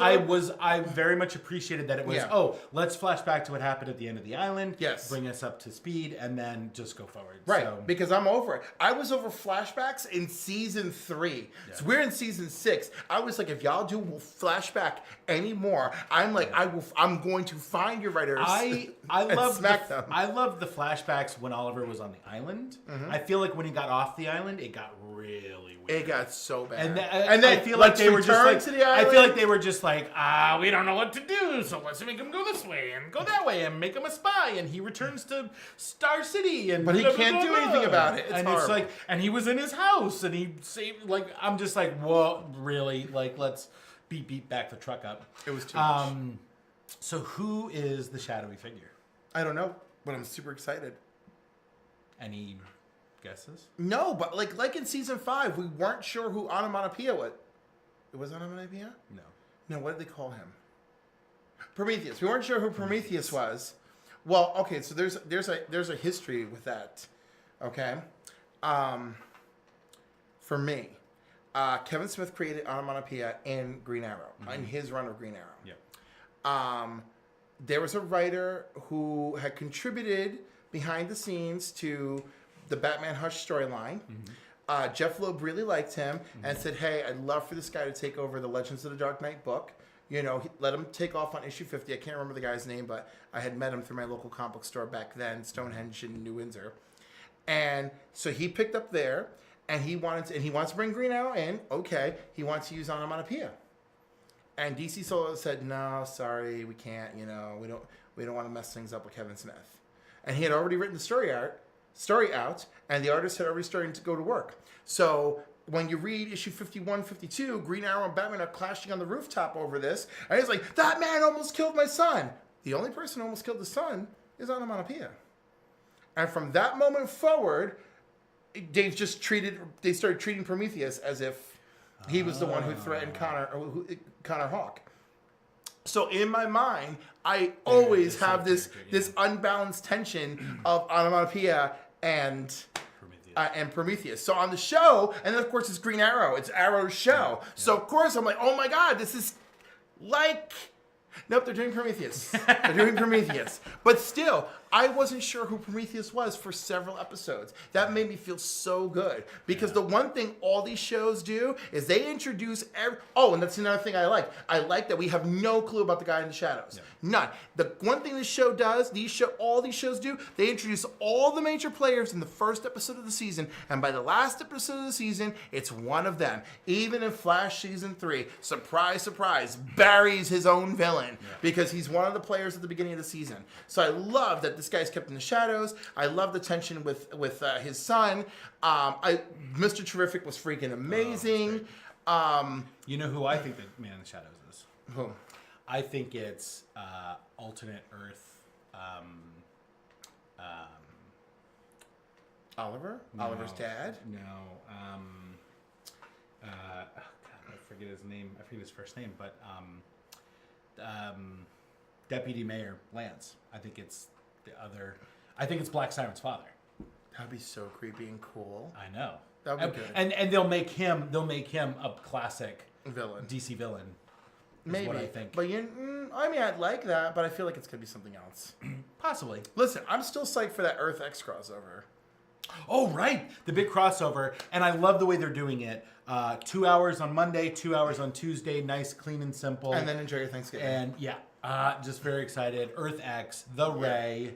Alternate versions. Of Hopefully. Supergirl, The Flash, Arrow. We're all villains. It's going to be so good. It is. All right. So let's jump in.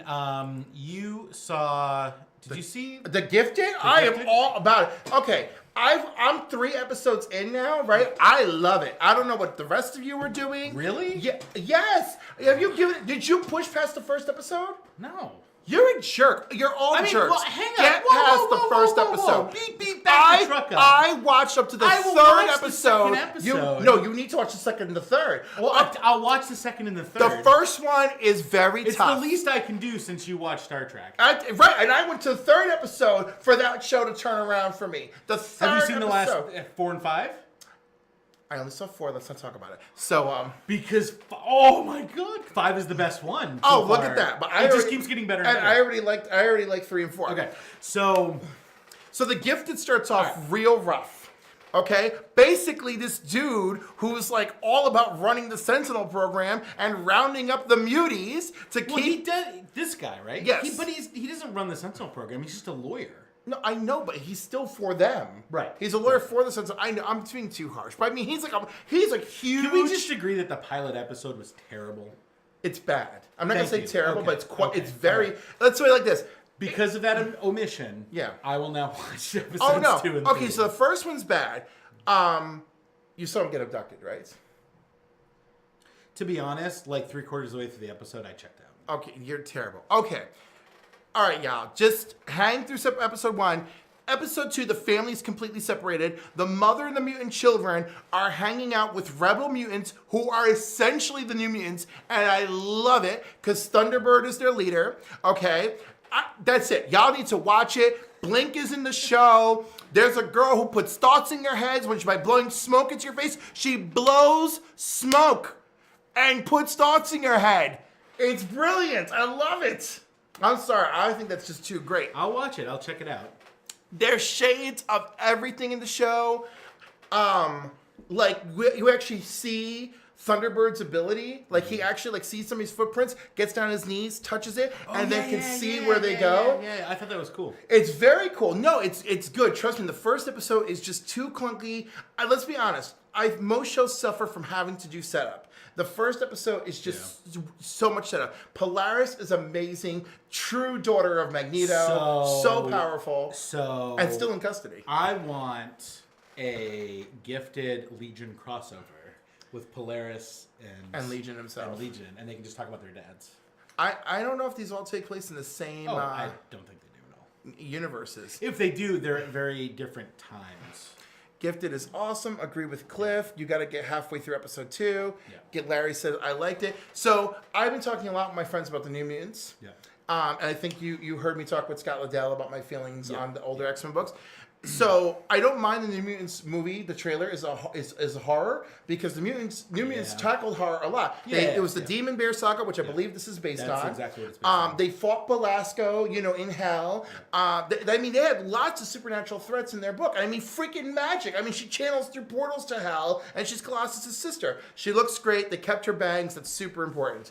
So I think it being a horror film is fine. I think the casting is actually very good.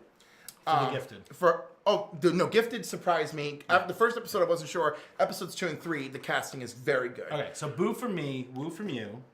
Woo for me, but only after episode 1. Okay, so New Mutants trailer. Let's talk about that. Okay, New Mutants trailer, kind of a boo for me.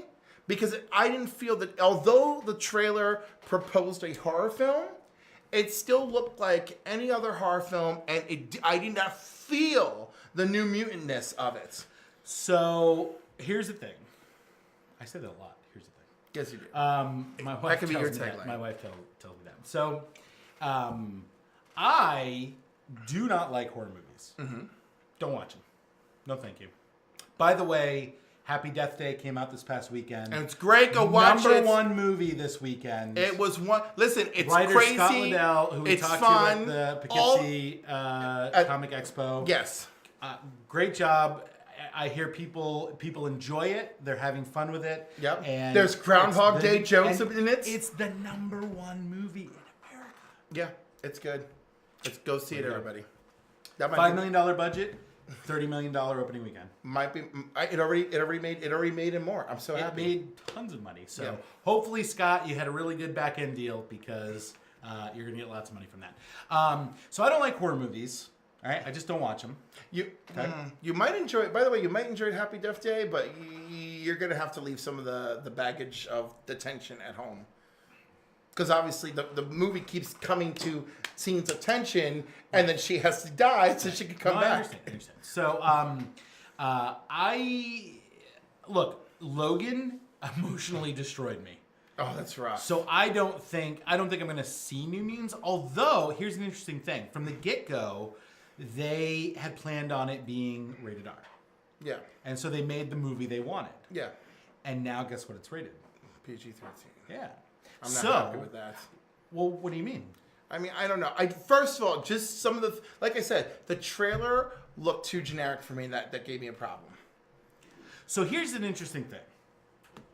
I, not knowing anything about the New Mutants, and not enjoying horror movies, it's actually a woo for me because the trailer seemed very effective, and I forget who the director is, but he said something Boone, maybe Scott Boone or something like that. Anyway, he had mentioned that while he's making the best movie he can, he does have an idea of an overarching trilogy.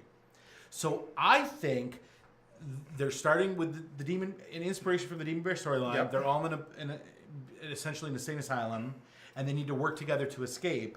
And then that's what forms The New Mutants. The New Mutants as a group.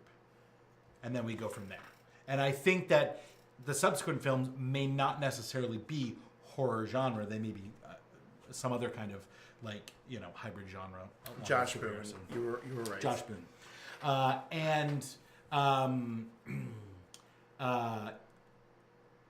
So Larry, again, it goes back to having kids, and already in my personal life, I was dealing with thoughts of how do I be a good father with it's sort of like a midlife crisis thing. I'm approaching 40, and how do I be a good father, and how do I do it? How do I you only have so much time where you can be a parent before they start before they go through puberty and go out on their own, essentially. And so I was already dealing with a lot of those things. And, Logan, Wolverine, I connect with those characters.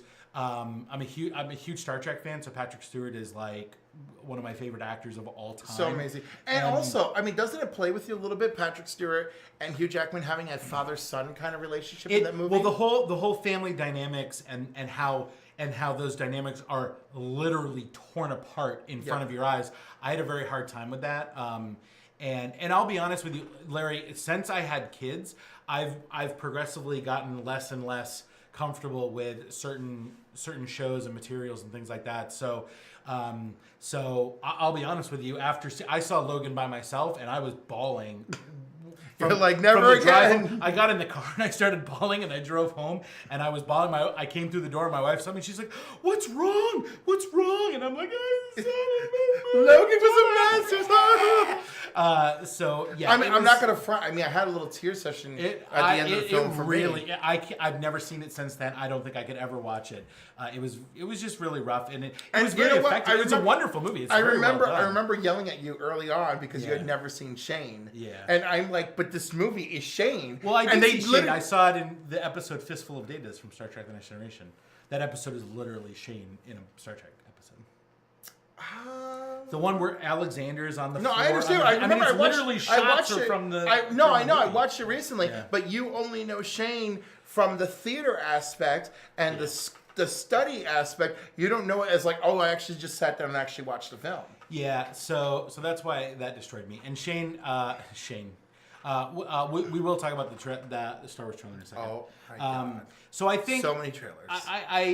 So I thought the trailer was actually pretty effective. I'm excited to see where this franchise goes. So, all right. So very briefly, Star Wars trailer was released.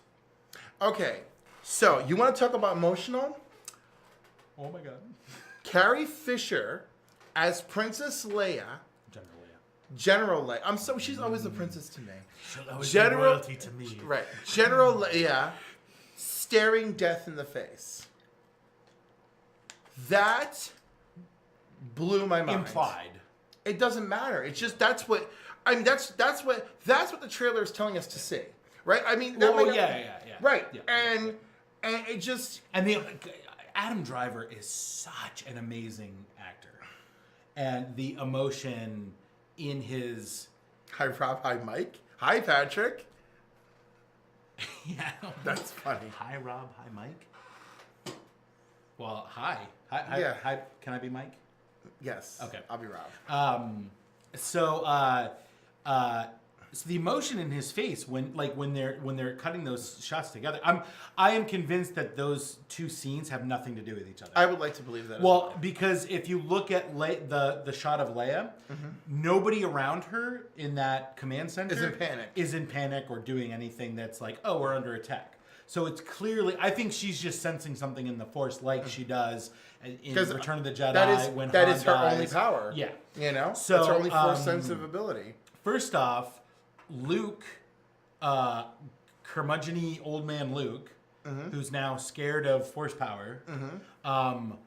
Amazing. I love this idea that this hero that we've all known and loved growing up is now too afraid to train Rey because he trained Kylo, and we all saw how that turned out. Yep. And how it died. The other thing is the poster. If you look at the design of the poster, it literally outlines Darth Vader's helmet. The people in it outlined. And in every Star Wars poster previous to this, the villain has always hovered above everybody in some form or another, and Luke is hovering above everyone. Yeah. There's a lot of questions about... hi, Joanna. Joanna? It is Joanna. Yeah. Hey, She says Joe. hi. So there's a lot of questions It's about... nice to meet you, Tony. How sweet. So there's a lot of questions about what is Luke's path in this. Then at the end, when Rey is like, I just want somebody to find my place in all of this, and Kylo stretches out his hand, which again, those two scenes have nothing to do with each other because number one, I believe Kylo Ren does not have the scar. Yeah. And there's embers around him. I believe that scene is from the flashback of when the Jedi Academy is destroyed, that we've already seen in previous Force backs, with where Luke is like on his knees and like the temple is burning, and so I think that's where that scene is from, and then Rey's scene is from current time because she's in her new clothes. And there's that moment where she's being like force, where force Snoke, and that's Snoke yeah. because you can see him, you can see his gold smoking jacket Yeah. behind her, and so there's a lot of questions about where people's paths are going in this, and I am very excited to see, Well, I'm like where we are, where Luke is, where he's going, and where Rey goes, and where Kylo Ren goes. I'm fully confident Rey is our hero. I will agree that Rey is the hero. Yeah. I do not agree that Rey is the protagonist. No, but she's our hero. Yeah, Right. because we can have multiple protagonists. Kylo Ren is very much a protagonist in this storyline. And this is what I dream of. My dream for Kylo Ren and for this trilogy was If you say redemption, Yes, of course. no, Because that's what I want his mother to do. No. I want his mother. You can't go back from killing Han Solo. You can't. You can't. It's that's why they did it, because you can't come back from that. Well, then, At best. she'll try? Do you not think she'll try? Oh, I hope she does. Right, because I'm just okay. Let's And go I like hope this. she fails. And just like Vader did with Luke. That's what I'm saying. Exactly. That's what I want. I And- want the yeah. parallel. I Yeah, want yeah, the parallel. I'm your mother. Come back to the light. I feel the light inside you. Yeah. No. Bye. Yeah. That's, I think that would be good. Now, what would really be a dark turnaround that I wasn't thinking about till you put it in my mind, Luke essentially becoming the Vader of this saga. So I think it's very possible that through Luke's resistance to training new Jedis now and resistance to training Rey, that he says it in that first trailer, the Jedi must end. Yeah. It's time for the Jedi to end. And I think that he feels that there should be no more Force users on either side. And I think that means that he might possibly go back a little more to the dark side. Because let's keep in mind, Luke is one of the only Jedi to dress in black, to Force choke somebody Yep. in Return of the Jedi. Yep. Like, this dude is not straight and narrow, white all the time.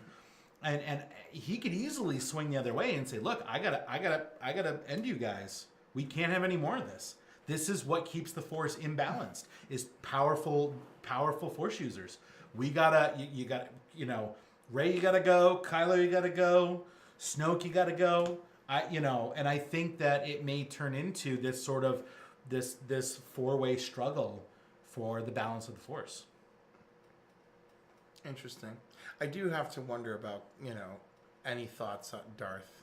Any thoughts on... Well, she first she calls him Oh, Seth Darth Vader redeemed himself right before he died. even after killing all those kids. Yes, but can you name one of those kids? Did you watch 5 movies with one of those characters? Are they doing a spin-off of Younglings? A Star Wars story? No. No, give them 3 more years. No. When they're out of the when they're out of it, when they've done every other character. Yeah. No. Episode 86. Yeah. Younglings, a Star Wars story. You're not invested with those characters at all. That one kid that's like, Master Jedi, did you gonna hurt me? No, it's you don't know those kids. That's why Vader could be redeemed. You can't redeem Kylo Ren because he literally kills Han Solo. Everybody's one Han. of the most beloved characters in all of Star Wars in front of your face. After you fall in love with that character again 30 years later. You can't come back from that. And that's why they did it.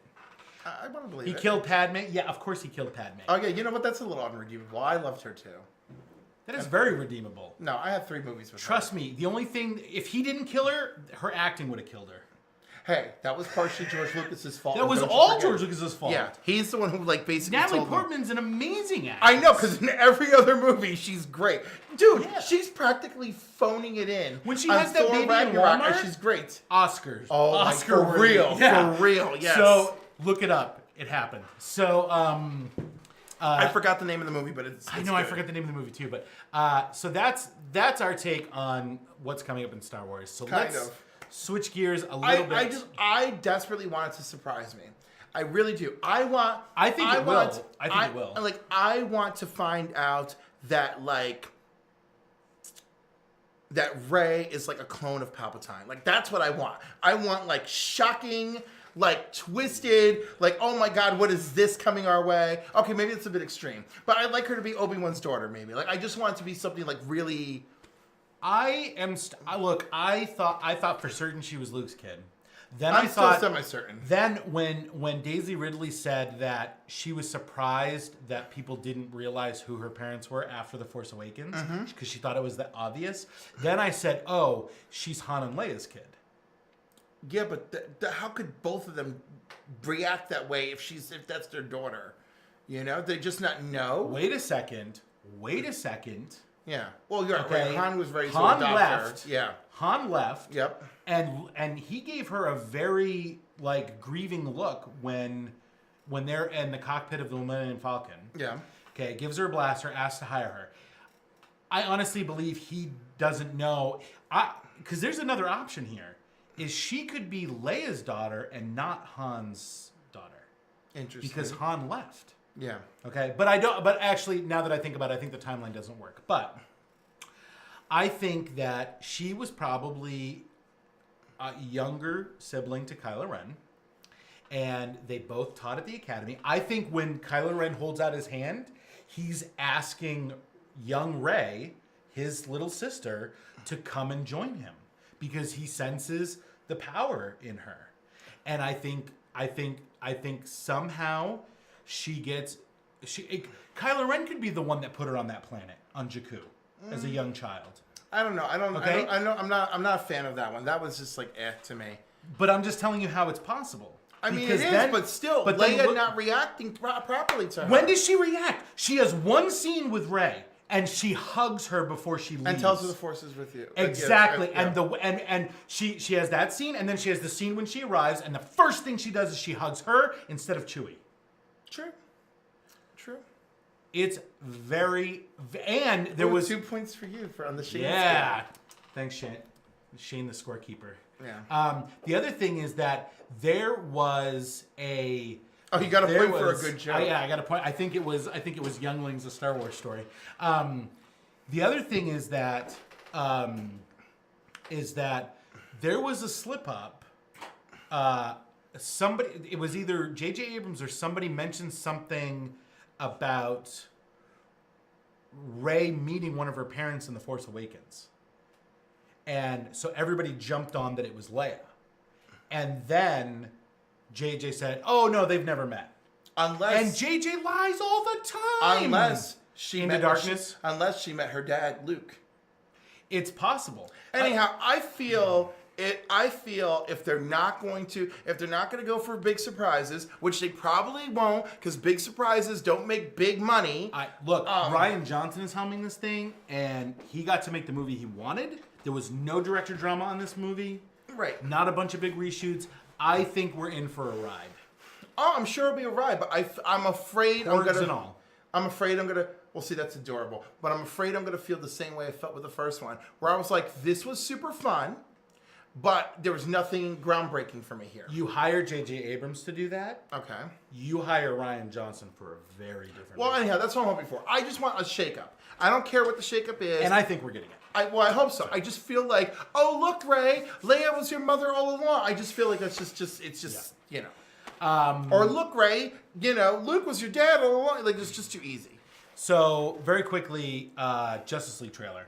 Oh my god. I cannot wait. I'm starting to get more and more excited about I'm this. actually getting excited for the movie. I've gone on a dip. Me too. I was like not excited. Yep. Then I was super excited. Yep. Then I went down because Yep. of all the news of these other multi-universe yes. crap. Then the new trailer comes, and I'm like, not and only did you see? Sorry, go ahead. I'm like, not only do I want to see this movie, I'm like, but I love their Flash. I have completely come around on loving Ezra Miller. And he steals every moment of the trailer. Did you see the Avengers shot?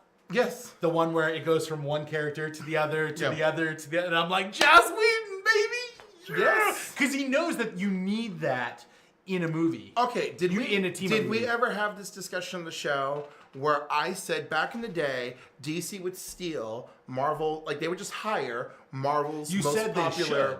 And then they used back in the day the comic book industry. DC Oh, would hire Marvel's best writers, best artists, and be like, do our books, right? Yeah. And I said, why didn't they do that for the movies? No, you're right. Right? And now by having Joss Whedon on board, Yep. it's making my prophecy come true finally. What movie is it? There's a movie. Is it Wonder Woman 2 is taking one of the writers from Thor? Yes. I think it's Wonder Woman 2. I'm not entirely sure. And there was somebody else that they're bringing, which they should. They absolutely should. Yeah. Because those people know how to make those movies. And still have vision. Yeah. They still have their own vision, and maybe even a little bit more vision to keep people having that feel of this is different than the Marvel Universe. Over 1 million forms of communication. Yeah, C-3PO, yes. All right, no more trivia questions. You're going to sidetrack me, Shane. Anyway, super excited about Justice League. I cannot wait. We're a month away. I can't believe it. I can't believe it either. But we got Thor and it's Ragnarok. I know. And It's that like, just keeps getting better, it's like the people have seen it. People are saying it's fun. It's funny. It's entertaining. Did you hear that this is the first in a Hulk trilogy? Yes. So we're gonna get. So apparently we're going to see him in Ragnarok, maybe Infinity War, and He's something going to be else. Infinity War and then Avengers 4. Okay. I think those are going to be the 3 Hulk movies. And then we get Black Panther in between, and we get Captain Marvel in between. Finally. So super excited. I started following Bryce online, and I'm like, come on, girl. Drop some Captain Marvel And goodness. did you hear about the possible Lady Liberators movie? That would be great. So Tessa Thompson, who plays Valkyrie, marched up to Kevin Feige at an event with all of the female superheroes from Marvel. Yes. And said, "We need our." She's like, "Hey, how about a female superhero? How about a female Marvel movie with all of them?" And then she goes, and he's like, I like it. And she goes, and there's a precedent in the comic. It's called Lady Liberators. Yes. And Kevin Feige was like, that is a deep cut. Yes. Deep cut. So I had to say yes. Yes. So hopefully you make it work. So, Can you imagine, like, Valkyrie, Black Widow, Captain Marvel, Sif? You can throw Sif in there. right? Sif and Valkyrie easily can work together. They'd have to. Scarlet Witch. Scarlet Witch. They'd have to introduce us to She-Hulk. Wasp. And She-Hulk. and Oh, give us the She-Hulk. Joanna is asking what we think of Aquaman. Okay, so I went from meh on Aquaman to like the last trailer. I'm like, Aquaman, do it, Aquaman. I'm like, spear parademons all day. I have never seen Game of Thrones. It doesn't matter. I've never. Just- I don't know who. It doesn't matter. I don't know. Just Jason, Aquaman. hang on. Can I? Yeah. Can I? Let me tell you something. I could care less about his past. I'm just judging it by the trailer. I have never seen anything Jason Momoa has done. When I saw he was cast at Aquaman, I was like, "You've got to be kidding me! This is the dumbest idea ever." And then you saw him surfing. And then I saw him surfing a parademon, and he does the whole thing with his It was hair. amazing. I was like, "Dude, hang loose, man!" I was like, "You sold." So great. Done. So Sold. great. So, all right, very quickly. I think we're going to run out of time. We'll get to Clank next time, but Okay. Well, we got to play Clank. we'll play it. We'll go play it. Star Trek Discovery. So good. It's good, isn't it? It is good. And now that you've seen it into Episode 4. Episode 4, and with your disdain for flashbacks, aren't you happy? They did No. the prologue as a 2-hour event. Listen. Okay, here's the thing. And now that we've been doing this a few months, and I've actually had to teach myself and learn about critique more. I really have to break things apart into what I like and what I don't like. Yeah. You know, that 2-hour intro, you're right, was very well done. I can't help that parts of it were too slow for me. Parts of it, right? But it gets points for different because I live for different. Yeah. You know, like I told you, I was thrilled with that Arrow season 5 finale. Like I was like, yes. Yeah. You know, it didn't have that huge payoff, but it still had enough for me to drag me into season 6. So then in season 3, at episode 3 of Discovery, Yes. she's on the shuttle, the Right. transport, and something goes wrong, and all the other 3 prisoners are like, "We got to do something," and she's just sitting there waiting to die. Yeah. And again, And we would not be informed of If why we she didn't does have- it if we did not see the right. prelude. And to it. any other show would have It would shown be us a that flashback. scene, Yeah. and there would have been a flashback. So I really like how that setup was. Like I said, Michael, her character, I do have trouble liking her. You know, I really do. But maybe that's kind of good. Absolutely. You know, Absolutely. and getting to episode 4, I'm piecing that together. Everybody loves a comeback story. Maybe there's one for Kylo Ren. So anyhow, my point is, I love different. I love to shake it up. Yeah. Actually, in defense of my liking to shake it up, him being redeemed would be a big deal. But anyhow, this show did shake it up, so I'm giving it extra bonus And points for that. she's not the captain of the ship. She No. doesn't even have a rank. She's Yeah. and she's been thrown into this, but yet she's our protagonist to follow along with. Yeah. And It's, episode 4 is the lamb cares not. The lamb cares not for the lamb's cry cares not for the butcher's knife. Yeah. Second longest title in Star Trek history. For the world is hollow and I have touched the sky is the longest title Wow. from season 3 of TOS. Woo. That's right, PhD. It's level Star Trek knowledge. All right. So you like it now. You're getting in it. By the way, episode 5, I'm going to spoil something. First F-bomb dropped in Star Trek. Oh, good. Very, very awesome. I remember the first S-bomb dropped in Star Trek. I know. Generations? When the ship's about to go down? I was like, Data. Yeah. But Data had fresh emotion, so that was perfect. It was great. It was such a perfect. And then we had a couple of bombs dropped on us when we had first contact. You know? Alfred Woodard. Yeah, she's yeah, because you're like... Oh, and then the classic one from Star Trek 2009 when Spock saves Kirk, young Kirk, and he's like, Jim, and he's like, do I know you? And he goes, I am Spock, and Kirk is like, bullshit. Yeah, but again, not the same canon, so it is. No, that's Spock. No, that's all Spock right, from Prime Universe. Right, but he's not the one who curses. New Kirk is the one who curses. Right. No, so like, so that's okay. So our original Spock is precious. Oh, and by the way, I've been listening to the audiobook of the first Discovery novel, Desperate Hours, which teams up the Shenzhou with the Enterprise under Christopher Pike and Science Officer Lieutenant Spock. Oh. And really good. And they Does she actually interact with her brother? So, oh my god. So at first I'm like, there's a lot of setup. There's like this colony, they're drilling, then all of a sudden this giant Goliath thing comes out and destroys this thing and blah, blah, blah, blah, blah. And then the Shenzhou responds, and then cut to the Enterprise. They also get the distress call, but then they're like, oh, the Shenzhou's got it, you know. Oh, and another little spoiler in episode 5, Saru, because if you saw the preview for episode 5, you find out that Captain Lorca has been kidnapped by the Klingons. So Saru has to take command of the Discovery, and he wants to see how he compares to all the great Star Trek captains.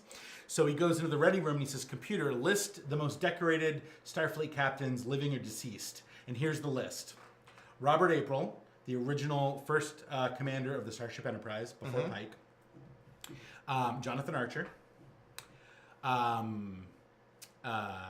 Philippa Giorgio, who is the captain in the first 2 episodes of the Shenzhou. Christopher Pike, and Matt Decker, who is also a TOS deep cut from, I think, Doomsday Machine. He goes crazy and he tries to destroy the Doomsday Machine. He takes over the Enterprise. Commodore Decker at that point, but he's Captain Decker. Brilliant shout out to all of those people. So I completely lost track of what I was talking about. The audio novel. Oh, the audio novel. So asked Pike, you if Michael and Spock actually like connect. So Pike is like, she's got it. So then the Shenzhou is trying to. These drones come out and they shoot these drones, or whatever. So the Shenzhou is trying to figure out how they can stop this Goliath thing from destroying any more of the colony, which is a mining colony that's under some consortium that has a contract with the Federation or something like that. And then the Enterprise shows up, and Pike's like, so you've got new orders from Starfleet. Starfleet says destroy the colony and all the 300 lives on it. To stop, we got to destroy the planet and destroy like the colony and this big Goliath thing, because we can't let this, because they found out that the scan of this big Goliath thing, that it has warp capability, so they don't want it to start jumping around to Federation colonies and destroying other people. So he's like, yep, you got to destroy everything. Like the crystalline entity. So although they had very different ideas about that the day. By the way, this novel is written by David Mack. Oh, really? Yeah. Okay. Of Daredevil and some other Star Trek comic books. So welcome to Tony and Cliff Review Books. So then Giorgio is like, oh no, I ain't having any of this. Raise shields, aim weapons at the Enterprise. And so then they get into a little bit of a standoff, and Pike's like, look, you got your orders, you got to do it. And if you're not going to do it, I'll do it. And Giorgio, it turns out, actually has seniority over Pike. Right. Because I guess she's been in Starfleet longer than him. So yeah, get it. And so she's just like, And so they have a bit of a standoff. Meanwhile, Burnham, which this kind of irks me because it it shows that she had a tendency to disobey orders before we even get we to get to the Battle of the Binary Yeah. Stars. Which, by the way, this book takes place a year after the original TOS pilot, The Cage, which was 2264, and a year before the Battle of the Binary Stars, which is the 2-hour premiere of Discovery. So it's 2255 because Discovery takes place in 2256. So it's 2255, which is exactly 10 years before 2256 is exactly 10 years before Kirk. So so she sends a message to the Enterprise, to the science station, and says, I have a way of getting into the ship, the Goliath ship, and I need your help. And Spock doesn't know who it's from. It's just the thing. So he reports that to Pike. And so then Pike says, to Georgiou, look, my science officer is telling me that one of your officers has an idea. Should we hear them out? And so Georgiou's like, fine. And then berates, takes Burnham into the ready room. And berates her. Privacy screen. Yeah. Blah, blah, blah, blah. And so then they meet up so Burnham and Spock go down to they beam down to the Goliath, and they're trying to find the doorway in. A very informal brother-sister team up. And let me tell you, Spock is not too fond of Michael Burnham. Yeah. And he seems to not talk about it very much, so there we go. No, and in fact, and Burnham apparently is not they don't have a relationship at all. Yeah. It's very implied that, and in fact, the way they talk about their parents, it's very when have you last talked to Sarek? And Spock's like, oh, I haven't talked to Sarek in 4 years, and blah blah blah. Because in Journey to Babel episode of TOS, when we first meet Sarek, Spock says he hasn't spoken to his father in 10 or 15 years, and so this lines up in that timeline. And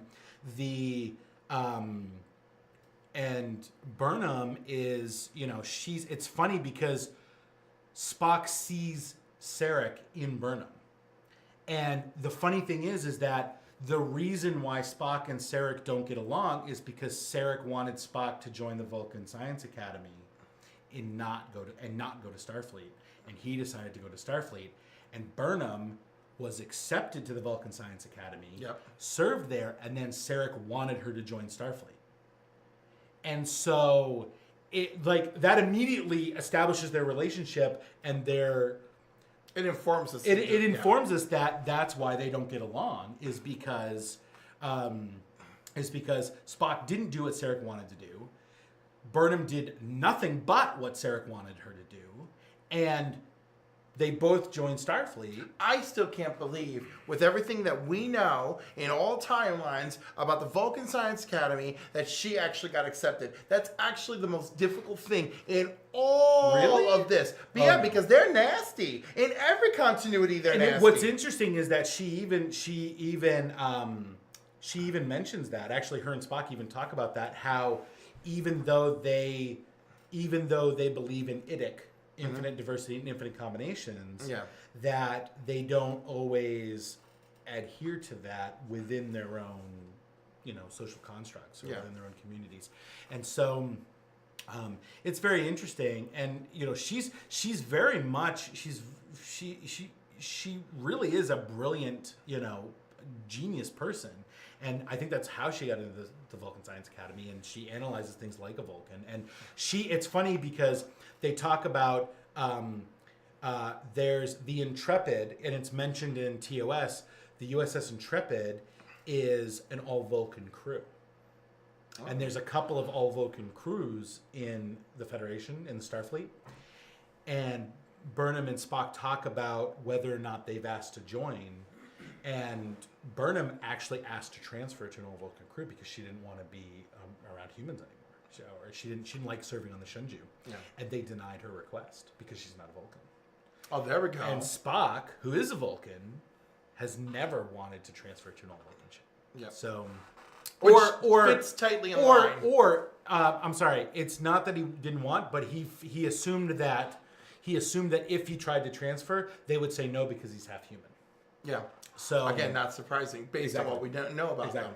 So their whole storyline is really great, and to supplement that, we get Saru on a mission with Number One from the Enterprise. Really? Yeah, whose name, by the way, is Una. She does not have a canonical name. Okay. She's only known as Number One, but it's been established in secondary canon or beta canon, and we call it beta canon in Star Trek.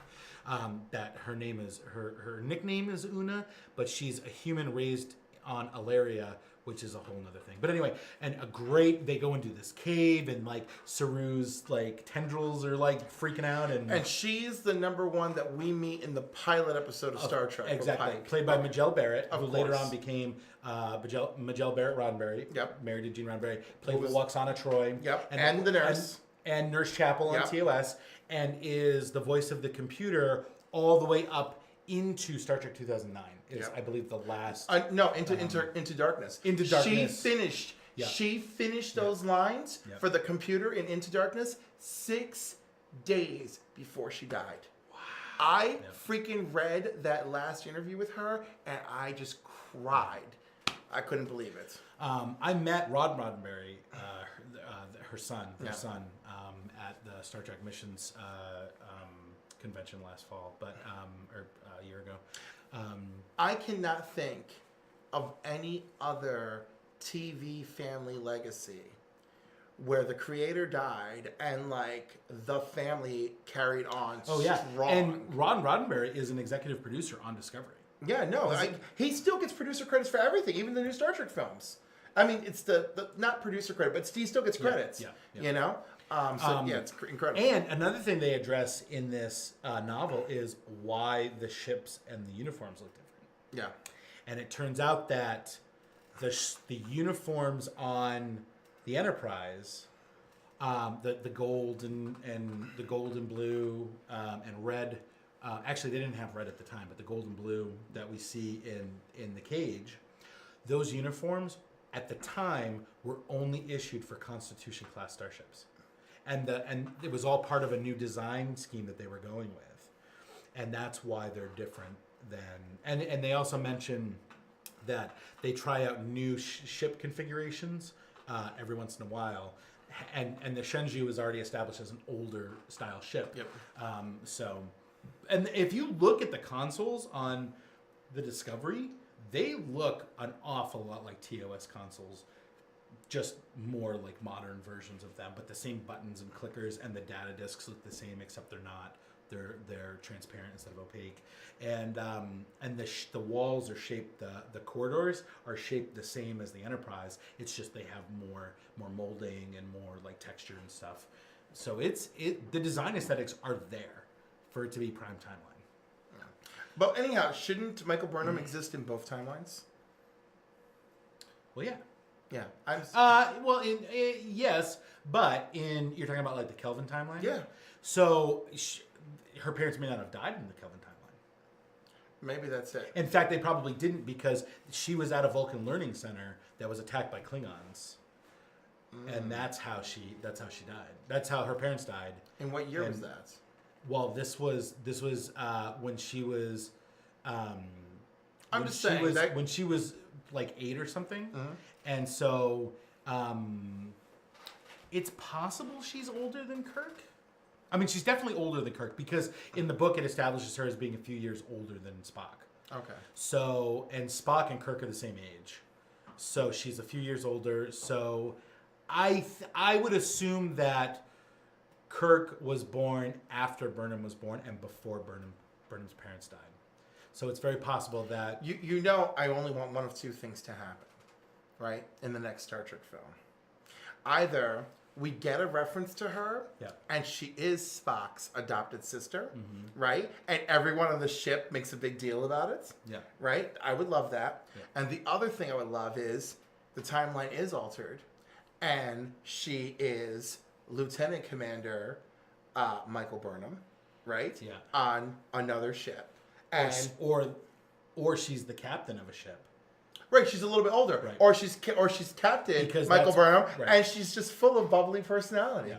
Because that would be fantastic. Because and the thing is that like presumably the Klingon Federation War didn't happen the way that it happened in the Prime timeline, in the Kelvin timeline. So wow, we really went like all out there. We got super, but again, we went where no one's gone before. I'm sure other Trekkies have gone there, but we got deep. All right, so let's jump into final thoughts here. Thought bubbles. We'll talk about Clank next time after we play it. So Thor Ragnarok's coming out. Justice League is coming out. We still got some great movies. Star Wars is coming out. We got a lot of great movies coming out this year. This whole holiday excited season. about that. Yeah.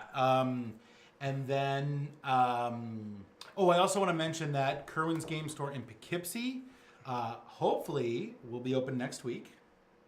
The 23rd? Hopefully. I don't want to say any dates, but... I'm going to say, because I'm not supposed to know anything, so maybe the 23rd.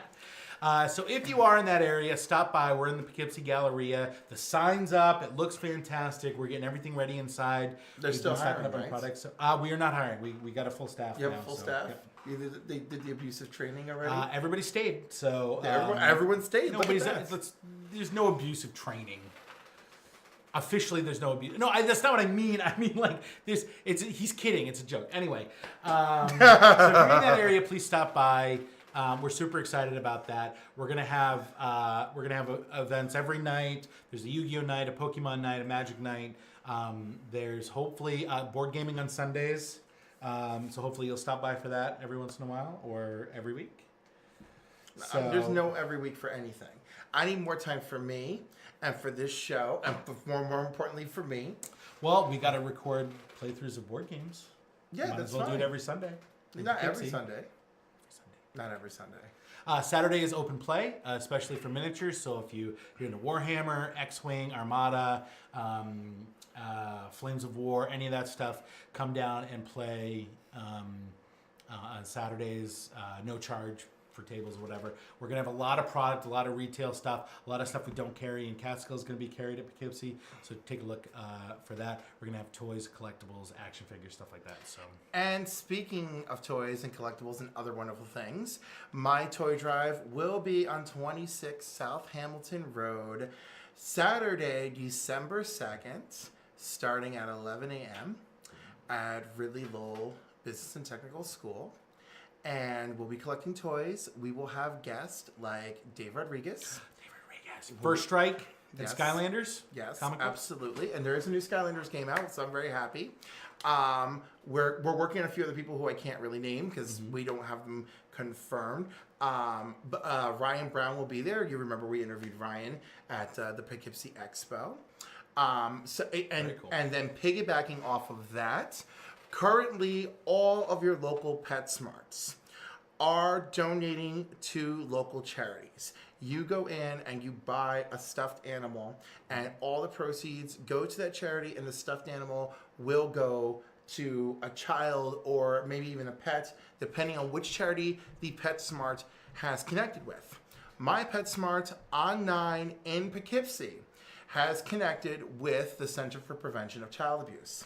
Those children will receive the stuffed toys. Your donation will go to that organization, and the excess stuffed toys will be donated to my Toys for Tots toy drive in December. Very cool. And one last thing, Kerwin's Game Store is helping to co-sponsor Hudson Valley Community Services Most Important Meal. This program specifically from Hudson Valley Community Services is to help children who are in low-income families and at-risk youth actually have the most important meal a day, which is breakfast. It's $30 a ticket to attend. You can find out some more from my Twitter and from my Facebook page. You can get a whole table for $200. You could just make a donation. You can tweet me at CliffordNY to learn more. That's going to be at the Fishkill Rec Center in Fishkill, New York. at 9:30 a.m. on November 4th. I'll be there. The dress attire is whatever you want, but we're going to mostly be in PJs. We're going to be playing cartoons. We're going to be serving cereal. We're going to be serving toppings for yogurt. Dannon is donating yogurt to us for the event. Very cool. It's going to be very nice. And of course, we have some door prizes. We have silent auction items. It's very exciting. And if you can't afford anything else, and maybe if you're somebody's guest, maybe if you're lucky and you're my guest, there is a tip jar. See if you could just bring a few bucks and tip your table before the morning is over. It's only from 9:30 to 12. It's a short morning. So that's what's coming up, and I'm glad I covered all that. And so please, the holidays are coming. Everybody needs your help.